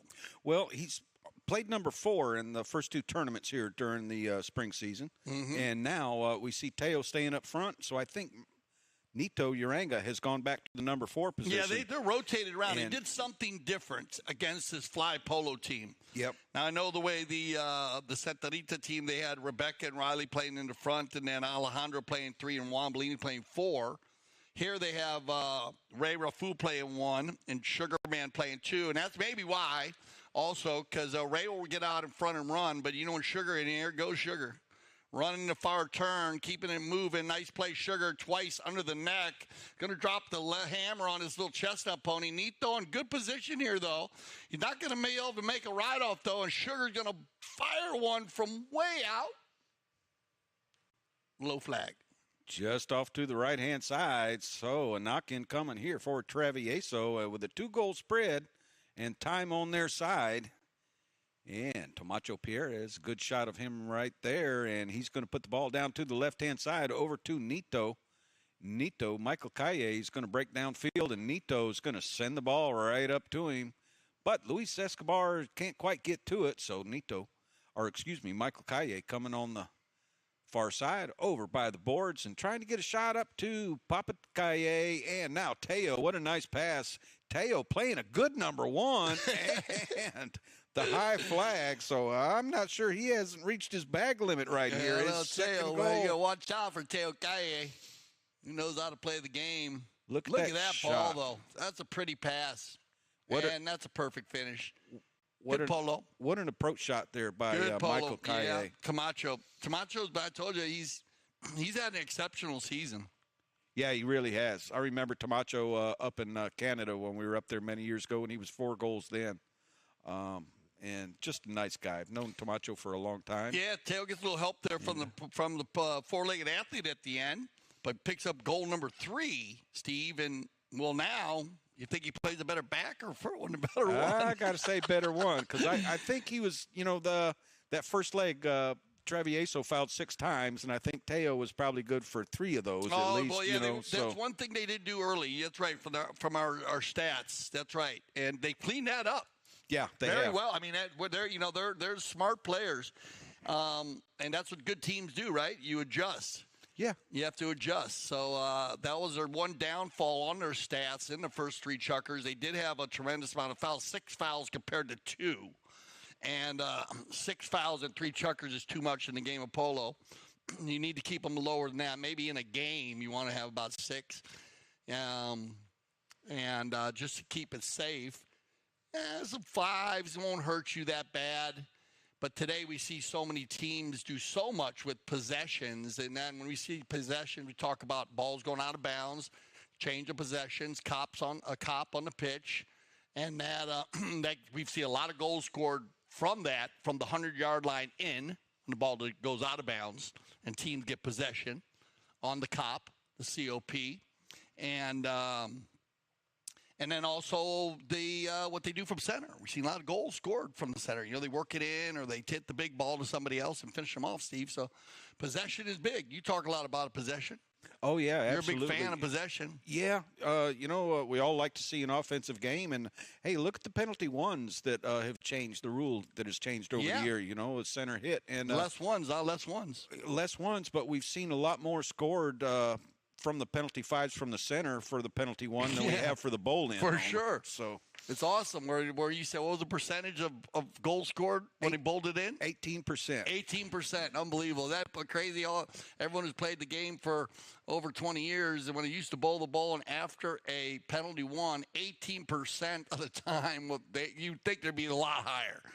It just goes to show you how that bowling is such a lottery. Here we go. 2:53 left in this second leg here, and Travieso on fire, up by 3, and still keeping the pedal down as Teo tries to get a piece of it. Backed up cleanly by Erskine. Loose ball play, Pablito. He'll slow it down here as Pablo Spinacci looking to find Ray. Ray's going to come from right to left. He's going to belly over. Well done, Ray. Picks it up, gets it moving. Now he's going to get an opportunity at a goal shot right in front of goal. Gets a piece of it. Tamacho falls into the rumble seat. He'll clean it up for Travieso. Now working it down the line here. And that ball's going to go down the center perfectly. Michael, near side Michael. Yeah. He's not going to miss the near side, trust me. Nice ball to the center, Michael. That's going to put some pressure on Escobar, and his dad's going to fall in behind here, and I think Teo's going to have a opportunity to keep it on the field. I think a good non-call here because it didn't look like Luis was even on the line. No. Yeah, so here we go. So 1:37 on the clock. Sugarman's going to get a run. Sugar slows it down, kind of checks the field, says, okay, I'm going for it. Let's see who's got the horsepower. Teo. Going to get up there in front of him a little bit. Sugar slows it up. Michael takes control. And round they go as they've been running for a good 3 minutes now. No fouls. Very clean third chukker of the second leg. But this is working in favor of Travieso with the 3-goal lead. Michael back to the center looking for his dad. Teo, can he get out in front of Ray? And off the post with the master shot, the high flag. And look at this, Teo K with 3 goals, a hat trick in the 6th chukker of the day, third of the second leg. Just this period right here, and a couple of nice passes from son Michael up to Teo to allow Teo to score goals. And Teo playing a great number 1. And Michael, he's got that centering shot from the open offside hit, and right there, the ball off the goal post. Teo, as you mentioned, Dale, doing the hat trick, and looks like that is going to end things right now here for the 6th chukker of 9, and Travieso winning both legs. Yeah, that's going to put them in the final, so well done. So we will have our final 3, though. We'll get Santa Rita, our second end of the second round. Round 2 stats. Let's look at 6-2. Good polo. 12 shots compared to 3. That's the difference right there. You got to have shots on goal. They made half of them. So that's good. The knock-ins, that's there. They've could have had a few more. Steve could have had a few more there. That the Travieso team, they played very well. Fouled 4 times, so 10 fouls and 6 chuckers. Not bad. They got to clean that up though for Sunday. And that would be something they want to talk about. And then they're good from the penalty line when they get an opportunity. So Michael's been great. He was 100%. Yeah, and throw-ins, huge number right here. Travieso winning 5 bowl-ins compared to but they got to Fly clean Polo's those up. 1. 10 fouls in the finals could hurt them. Yes. They cleaned it up because they had an opportunity to score a few more goals, and but a great team there. Well done. Congratulations to Travieso. But we got 3 more chuckers for you, so stay with us. As when we return, we'll have Santa Rita playing up against Fly Polo.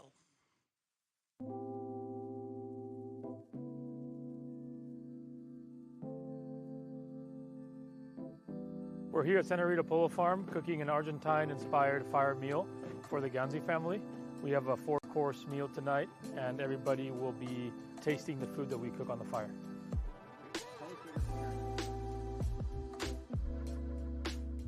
We're here in Wellington at the Santa Rita Polo Farm. It's a beautiful place that we've come for several years. We love cooking here. The combination of our fire cooking with the table set next to the barn and to the horses just creates a beautiful atmosphere, and we love coming here and creating experiences every year.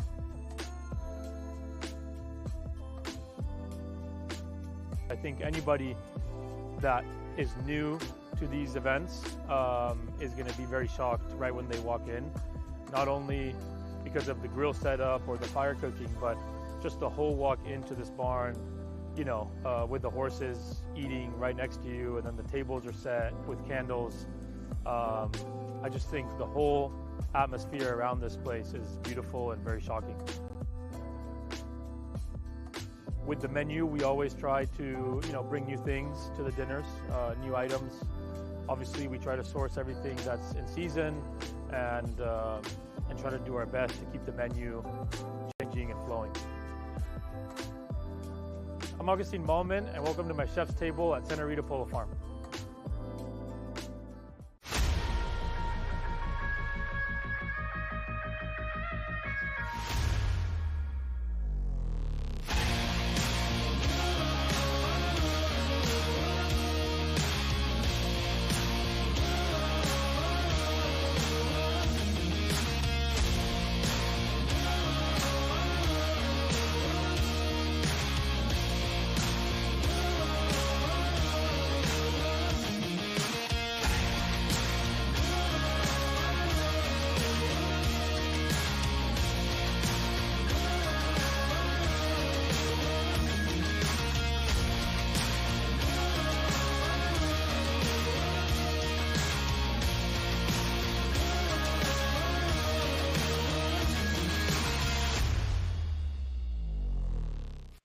TGIF.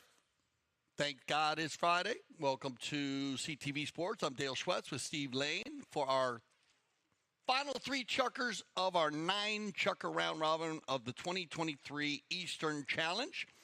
And we started out with Santa Rita going up against Travieso. Travieso, they edged them out by just a goal, Steve. And then we had Fly Polo, which came on. Travieso was with Michael Calle, Teo Calle, Nito Uranga, and Tomacho Perez. Santa Rita, they had to sit down. They wanted to sit down. They chose to sit down. So that gave Travieso an opportunity to try to win both legs. They did. So they're going to go to the final. So this should be just a fun 3 chuckers here. Just kind of battle it out. Take winner take all for bragging rights here, which is going to be great because both teams came up short, in the round robin.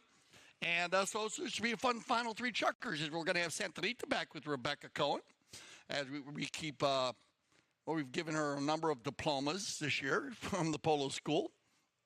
And it's always good. It always puts a smile on her face when we see Polo School students go from playing 6-goal fun Polo School Polo, 6 to 8-goal fun Polo School Polo to 12, 14, 16 running, gunning, fun Open Polo. Climbing up the ladder. Yeah, I mean, it's amazing, and that's how quick you can graduate. Well done, Rebecca. Riley Gansey will play the 2, and she's been playing phenomenal since her last showing of playing on the grass. It was 2022 in the U.S. Open, and then she took a break, and she was training, skiing, for doing a bunch of different stuff, and graduated from college also. Congratulations, Riley. So she will play the number 2. And then Alejandro and Visa Estrada played 3. Juan Bellini played 4. And, of course, Fly Polo. They're in the white jerseys. Santa Rita in the pink. Ray Raful playing the 1. Sugar Erskine number 2. Luis Escobar on the 3. Pablo Spinacci wearing the 4. On the flat, winner take all in his final 3 chuckers here, Steve. What do you think? Both these teams had 2 goals in their first leg. So, right now it's a 2-2 tie. But we'll see who's going to come out victorious here in these 3 periods of play. And as you mentioned, bragging rights. But, both teams want to win, I'm sure. Hey, maybe it's the Styrofoam Cup they're playing for. No. They're going to get it going. Trust me, this is going to be fun. Remember, join us at 4:30. Steve and I are going to be out at Field 1 or Field 2, 1 and 2. And if you're here in town at the Grand Champion, come on out. Friday. Time to get your weekend on. Get ready. Great way to tune it up. 4:30. We're going to have a great game against Casablanca, Melissa Gansey, Mark Gansey, Grant Gansey. Oh, I love it. Playing with Nick Roldan, the 3 Gs. That's going to be fun. Mom and Pop and son. And so that should be great with Nick. And then Sebu Khan, Pablo Pulido, been playing great. Gene Goldstein, Fred Mannix, Jason Crowder. It should be an awesome game this afternoon, Steve. And that'll be live on CTV Sports. And, of course, we will be at the stadium. So if you're in town, come on out. Have an afternoon of polos. Riley Gansey, we talked about her, the MVP of the Casablanca Cup, coming out right out of the gas, right, open play.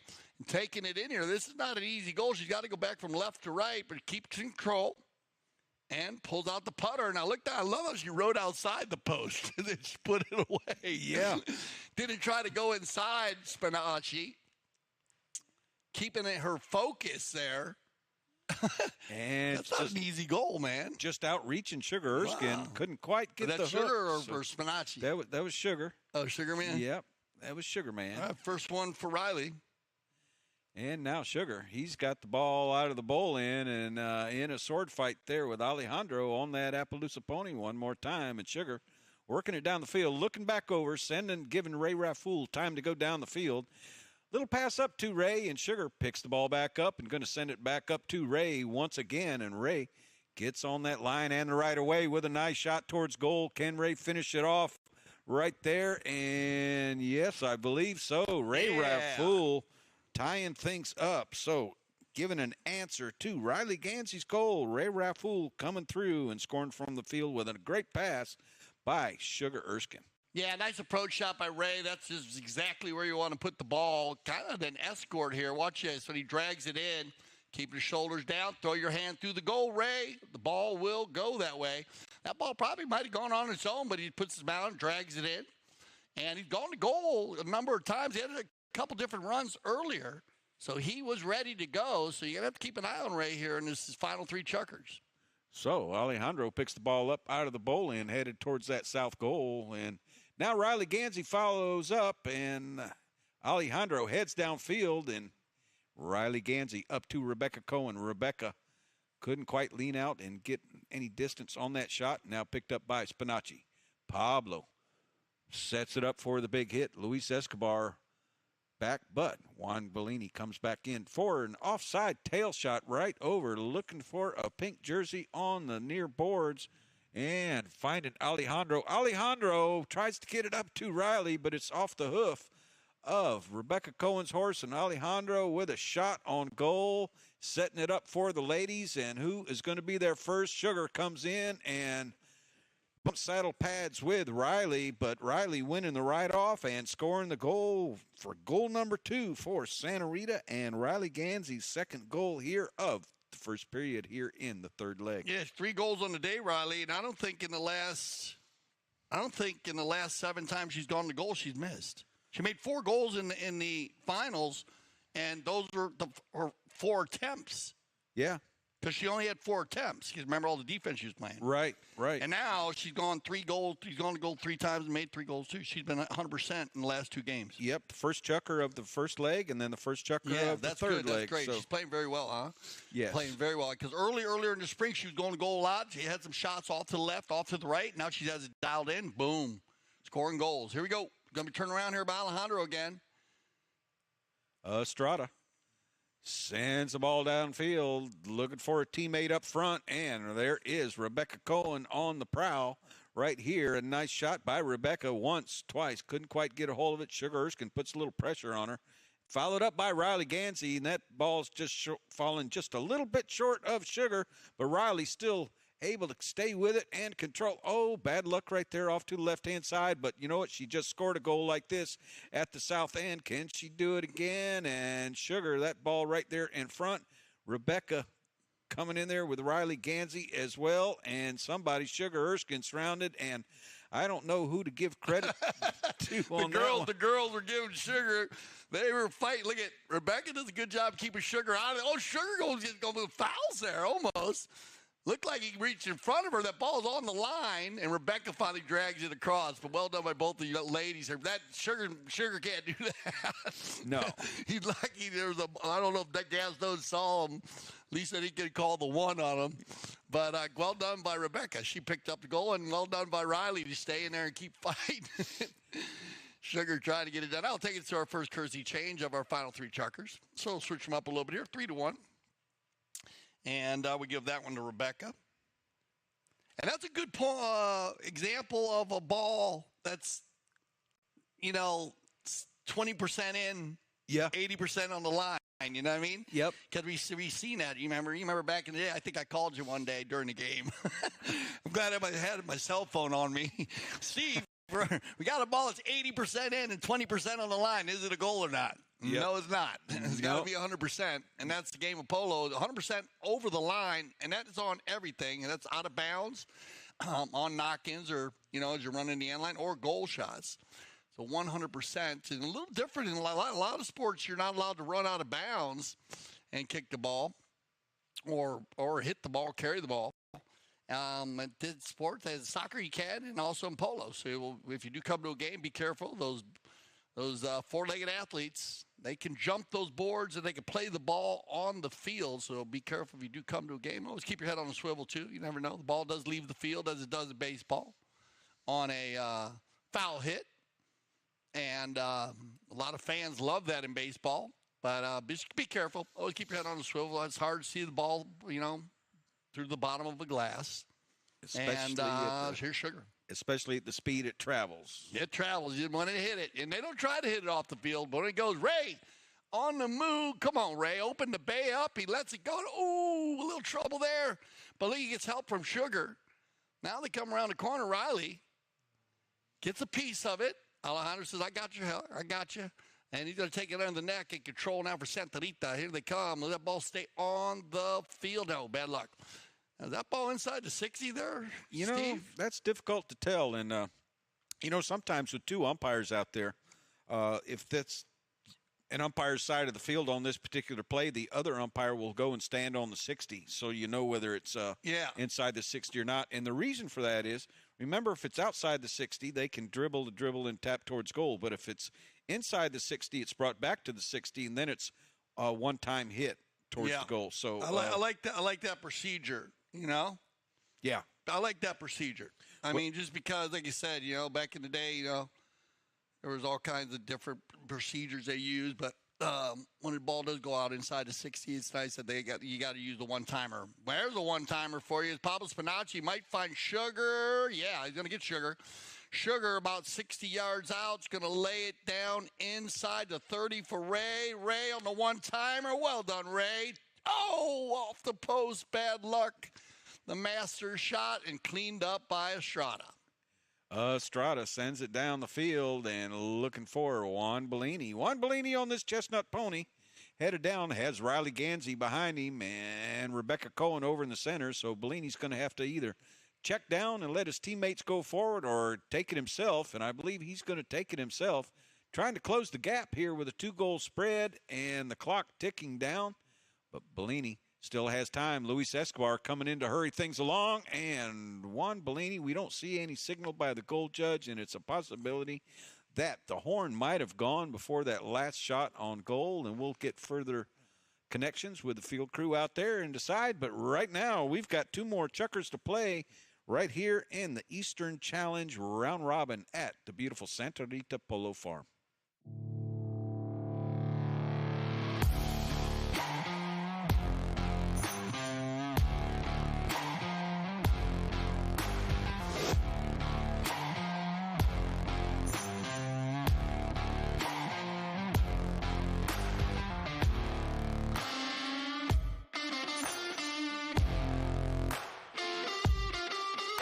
Number 1 leading his team as always. They call him the Cobra. Give it up for Mr. Mark Ganzi.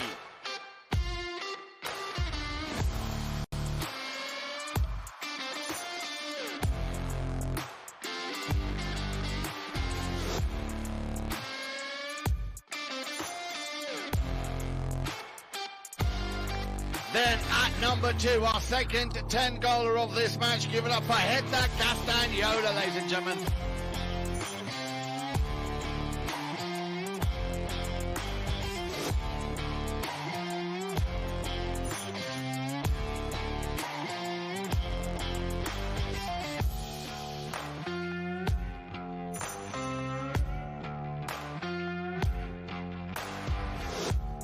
Number 3, there is only one man that can, and that is Mr. Nick Roldan. There he is.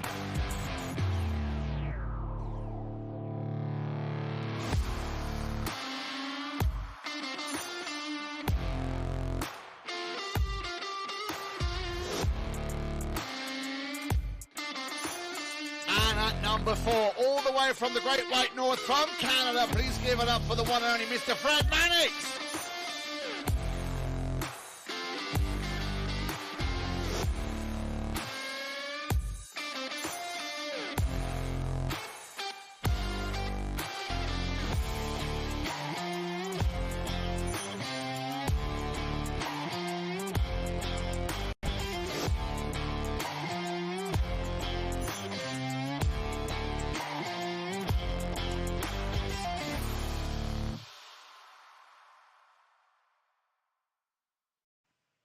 All right, so we just had word from the field as they let us know time did run out there. Nice run as Riley and Juan Bellini were on the move. And Bellini with a nice shot to finish it off. And but run just ran out of time, Steve. Yeah, yep. Clock not on their side. So, but you know what? At least the ball was on the field, and we'll get a bowl in to start this second period of play. Now, that's a new procedure that's come into the game of polo. Yeah, you know. It's kind of a different procedure. They call it the buzzer beater or whatever it is. Yep. Yeah, we didn't use it on World Polo League, but that's where if you shoot the ball before the horn goes and it goes in the goal without anybody else touching it. So you can shoot it from 50 yards out. You can horn blows. You can shoot it before that, and it can roll the extra 30 yards on its own, and it'll be a goal. Yes, as long as nobody touches it or it's through the air. It can even be on the ground. But if anybody touches it, then that stops right there. So you don't have to come in and make a back shot. All you got to do is just touch the ball. If you throw the ball up before the shot clock runs out of skin. Yeah, it's an idea. It's a good idea. I mean, see if it works or not. All the different procedures, always adapting the game, trying to make it better. That's what it's all about. Here we go in our, 2 more chukkers left here. And this has been Santa Rita and Rebecca Cohen getting a piece of it, just dragging it out of there, just to get it going. Luis Escobar puts it down the field. We had 2 goals from Riley Ganzi and 1 from Rebecca in the first chukker of our final leg here. As we said, remember Travieso, they will be going to the finals. So this is, for bragging rights, is just 3 chukkers, and it's been a fun game as Rebecca Riley now. And, bad luck. It just goes just over the end line, so that ball just rolled just out of bounds. Yeah, Riley couldn't quite get to it in time, and she's been able to turn that ball back towards center. She scored a goal like that just in front of Sugar Erskine and in the last chukker. So bad luck there, but that ball bounces back off Pony and Luis Escobar. He didn't lose his turn, and Escobar puts it down the field for Sugar. And Sugar on a buckskin of his own. Ray Rafool had one last, Chucker, and now Sugar with a neck shot, but doesn't quite get all of it. So Sugar putting it up there. And now here comes Estrada. Estrada looking downfield. Riley Gansey's going to break down towards the center of the field. Rebecca on his right-hand side, and Estrada releases the ball downfield. Escobar looking over his shoulder to see which one of these ladies he's going to take, but Riley Gansey, the first to get there to the ball, tops it just a little bit, but checks, and now she's going to go play some defense. Estrada's going to go back as well.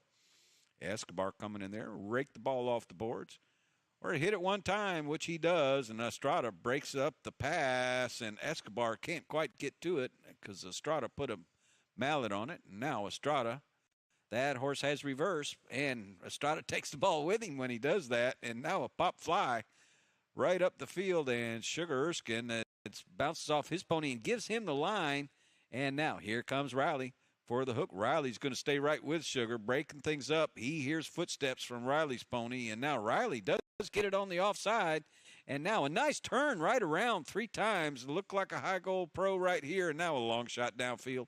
Riley going to the spur, looking over her shoulder to see how much time she's got. Going to bring it back towards the center. Tops it just a little bit and wide to the left-hand side. But a nice got that play down.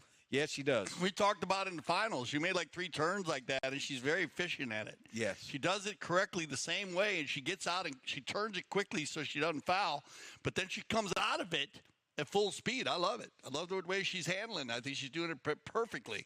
On the move right now, Escobar, he's going to change the field, and Pablo said, what? And he's saying, I love this little chestnut pony. It's a young horse.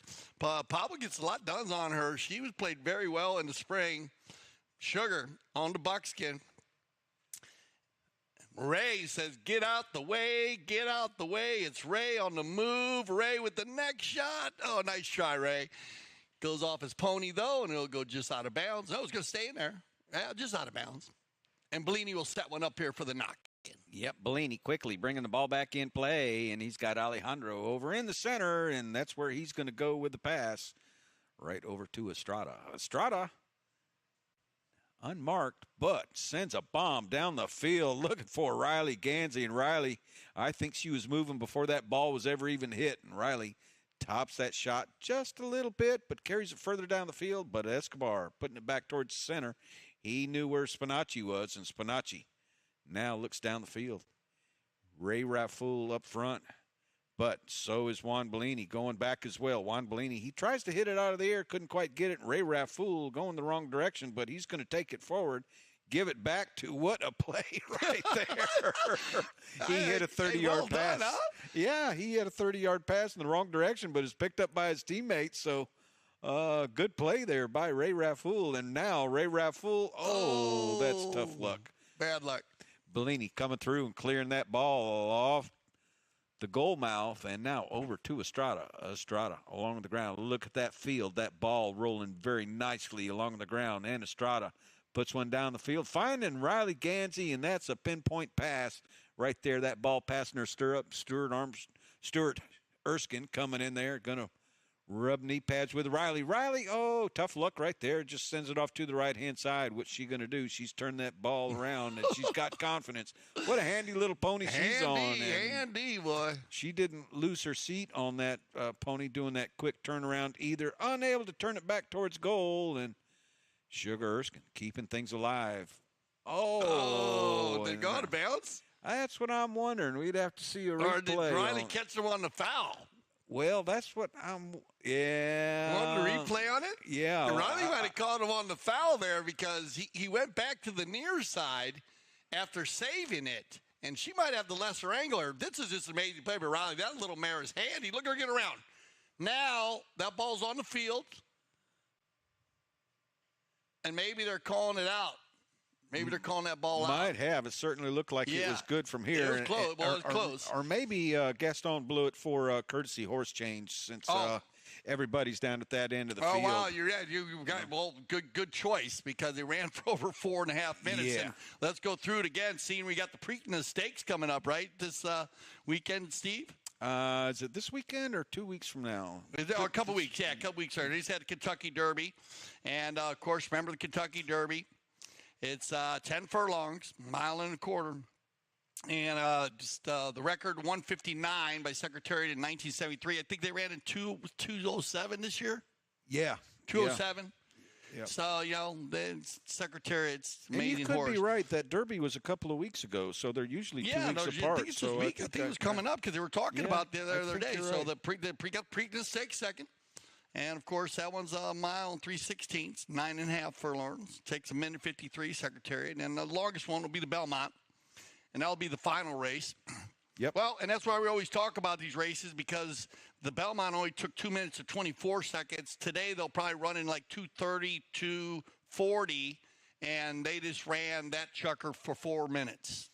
Yeah, So, stopping that'd be 2 Belmonts. Yeah, stopping and starting back up. Stopping and turning. So that's why we had the courtesy change there. Good call by the mounted official. It was a fair play bowling. Sugarman went down. He got the goal. He did. He did.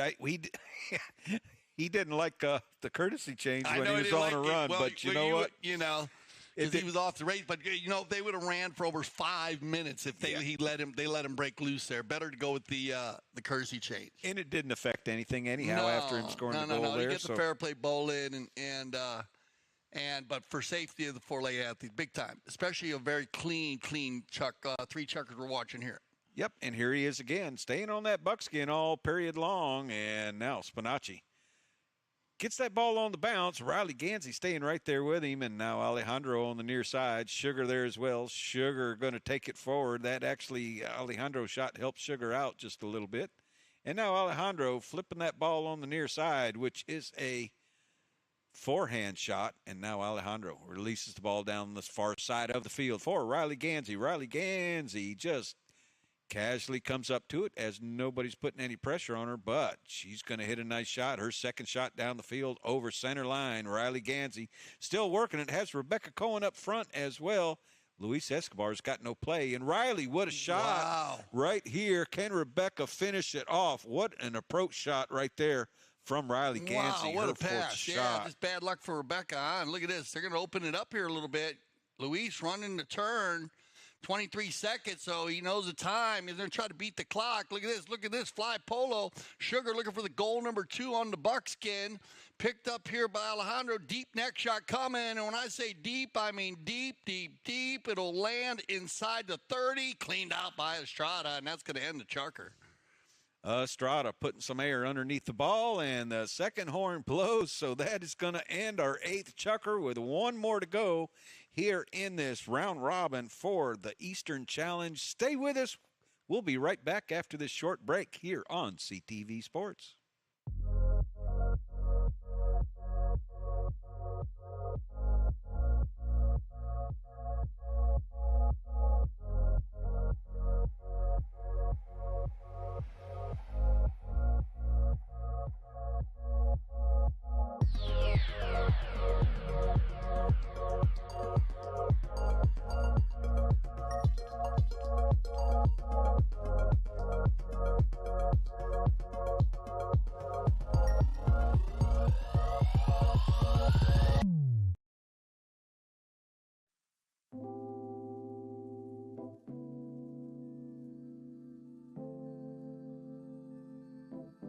We're here at Santa Rita Polo Farm cooking an Argentine-inspired fire meal for the Gansey family.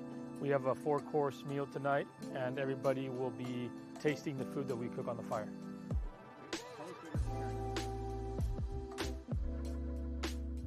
We're here in Wellington at the Santa Rita Polo Farm. It's a beautiful place that we've come for several years. We love cooking here. The combination of our fire cooking with the table set next to the barn and to the horses just creates a beautiful atmosphere, and we love coming here and creating experiences every year.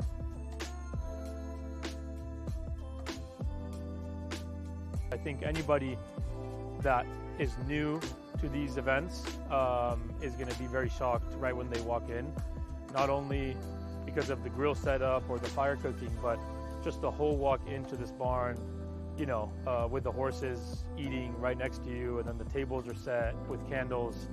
I just think the whole atmosphere around this place is beautiful and very shocking. with the menu, we always try to, bring new things to the dinners, new items. Obviously, we try to source everything that's in season and try to do our best to keep the menu changing and flowing. I'm Augustine Ballman, and welcome to my chef's table at Santa Rita Polo Farm. Well, that was a perfect commercial for our last chucker because I just heard my stomach growl. Yeah, lunchtime's around the corner. I love it. I got to tell you, we have some amazing parties with them and here at the Santa Rita Polo Farm during the season. Big part of what we do all through the season here for the World Polo League and all of our leagues from 6 to 26 goals. I want to thank all our fans this year because a lot of people were had a lot of fun watching the lower goal polo this year. So do we because we saw 6 goal play like 8 to 10. We saw 8 play like 10, 12, 14, 16. We saw 12 play like 20 sometimes. Yep. It was wild. And then, of course, 20 World Polo League on its 5th year, 26 goals, highest rated polo in America. So you want to play in that. That has been growing. We had some great new sponsors this year, new teams. Yeah, we actually did. And you know why? Fields. Fields and organization, and that's why people like to come and play here. Yeah. 4:30, make sure you join us. But I would, like I say, you can join us with CTV Sports if you're not here. But if you're in Wellington, come on out because we're going to Field 2, and that's going to be at the grandstand. So Steve and I are going to be live from the grandstand, and we'll have the music going, and it'll be just like a Sunday final out there. And it's going to be a great game. Casablanca, Melly, Mark, and Grant Ganzi with Nick Roldan teaming up together for Casablanca. Sebu Khan, Pablo Pulido, Gene Goldstein, Frederick Mans, and Jason Crowder. They've been playing well together with Pablo, and they're going to add Gene. This is going to be a fun match this afternoon. I'm psyched up about this one. Yeah, we've got some runners and gunners. I mean, look at Sebucon with Pablo, Fred, and Jason. Oh, I know. It's going to be an open running game. Melly scored, I think, 7 or 8 goals in her last 2 games, so she's been on fire. And, of course, when you put Grant and Mark, they play very well together, father-son. And Nick knows all 3 players very well. He plays with the Ganzis a lot, so he knows where Melly lines out. Melly will rotate around sometimes into the back. That's going to be something to look for. And you'll probably see a 4-player rotation on the Sebucon team. All right, here we go. 9th chucker of the day. 3rd chucker of our 3rd leg, and 3-2. Alejandro Novicio Estrada sends a long ball downfield looking for Riley Ganzi, and Riley Ganzi has that ball off to her right-hand side where Escobar can't get to it, and Riley Ganzi with a shot. Can she get there before that angle gets too deep on a neck shot? And she does do it. So, wow, what a shot Riley. right there. I was a little bit worried about that ball getting too close to the back line and creating a very difficult angle, but what, did you go just wide? I think it might have been by the looks of things. Ooh, you got a hold of it pretty good. Yeah, she just a little did. little bit of overcut, but nice neck shot. Actually, I'd applaud the depth of the neck shot. Overcutting it, yeah. I mean, at least the overcut it, man. That's not an easy. I mean, that's not an easy shot to make in the future. So, but good, nice run there. And Clark, that's going to help them out here because they've been controlling. They're up by a 1 goal, the Santa Rita team. I love the jerseys and the Santa Rita logo there. Here we go, Alejandro. Estrada right now trying to get around Erskine, but Bellini, he leaves it for Juan Bellini, and Juan Bellini on this gray pony. Taking it back towards center, nobody marking him, and he's got 3 players downfield, and he's going to put it back to the center where Erskine is there and waiting. Told to leave it by Escobar, and a little pass out to Sugar Erskine. Erskine now on a move right here. Erskine bringing it back over to our center camera. And Erskine, you can always tell him with those red stirrups. And now Erskine letting that pony open up, puts a neck shot underneath, but only Juan Bellini is there. Juan Bellini comes over, and for the newcomers right there, that's what you call going to the line, being established on the line, and then making the play. Great read. Yeah, awesome read here, Steve. The great read by Riley. I mean, you saw Alejandro running the turn. Riley was already out there. Great polo knowledge. Yes. Escobar brings it back towards center, one-time release. Sugar Erskine breaking downfield, and Erskine hurries to get ahead of Estrada for the near side. And now what a tail shot right there, a very difficult shot. I hope his spine is okay after that shot, but good because Yeah, can you turn in your seat right there, Steve, that far? No, I couldn't even do it right now with a foot Your chair mallet. spins on its own, don't worry. That's what they said. We're all on the move. Alejandro, he's going to open the chestnut up, and this mare can run. Riley right there in the rumble seat. She was checking down. That's where her polar knowledge is again, Steve. Checking down to get behind on the miss hit.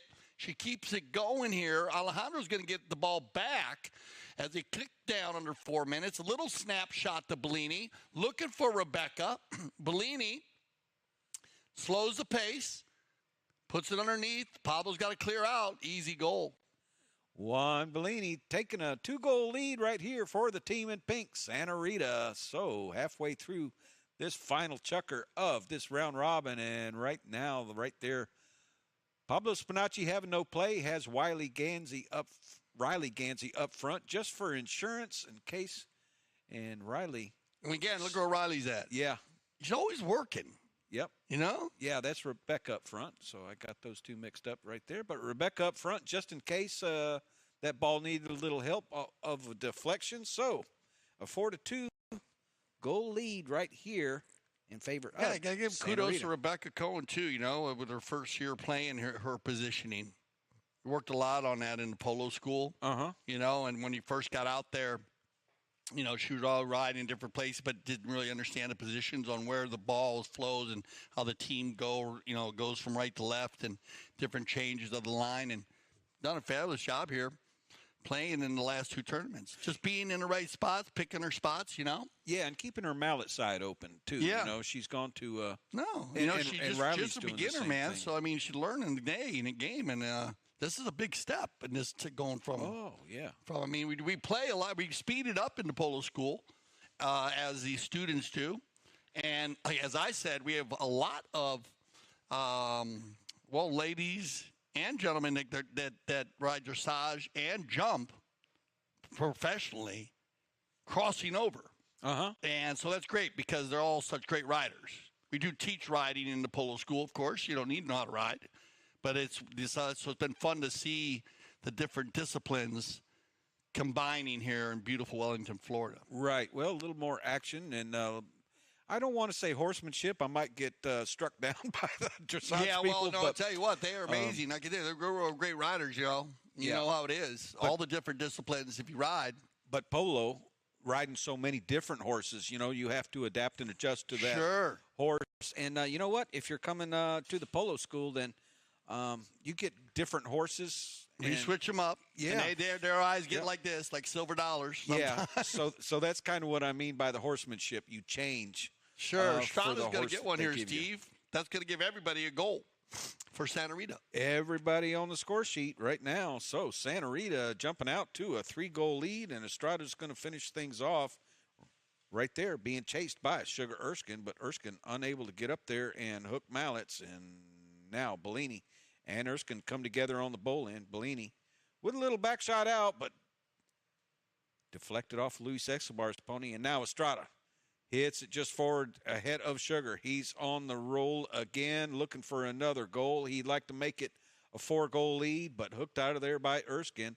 And now Pablo Spinacci's got no play with Riley Gansey coming down the line. Riley Gansey taking her time right here, and Pablo breaks things up, the big bully, and takes the ball off the doorstep right up to Escobar. Escobar on his gray pony.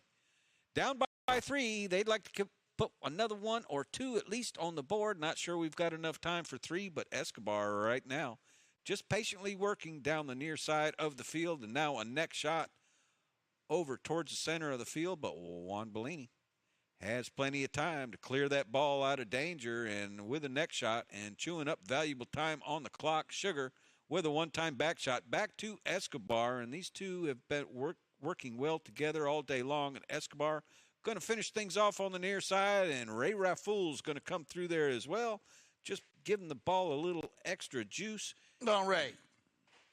Good read here by Ray. You know, not to give up, because Bellini's there if he doesn't go.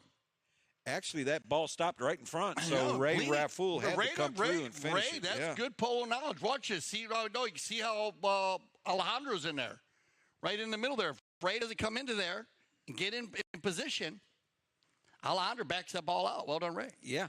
So Ray Rafool putting his second goal of this leg on the board, and clock winding down, but the players will finish it off. Remember, they play out the last 30 seconds of each 3 periods because each 3 periods is considered a game, and the third period of each leg is considered the final chukkers. So Juan Bellini taking it towards the south end, and it looks like we've got some players shaking hands, and should this goal be scored, that is going to end no matter what time is left on the clock. So Juan Bellini getting the final goal of the day, Dale. So Santa Rita coming out, edged out 3-2 in the first leg, and not playing in the second leg, but winning by a large margin here of 6-3 over Fly Polo. Yeah, well done. Congratulations, Santa Rita.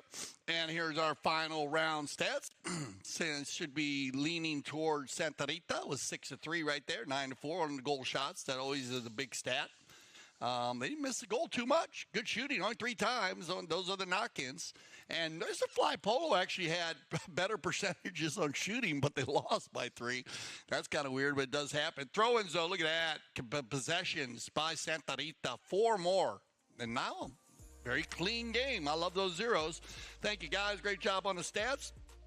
And remember, we will join us here on CTV Sports at 4:30. We will be live from field number 2 at the beautiful Grand Champions Polo Club at the stadium. So if you're in town, please come out and join us. If not, join us on CTV Sports. For Steve Lane, I'm Dale Schwetz, and I speak for everyone here at CTV Sports when I say thank you for making us the leaders in polo broadcasting. Always remember, here at CTV Sports, we love the polo.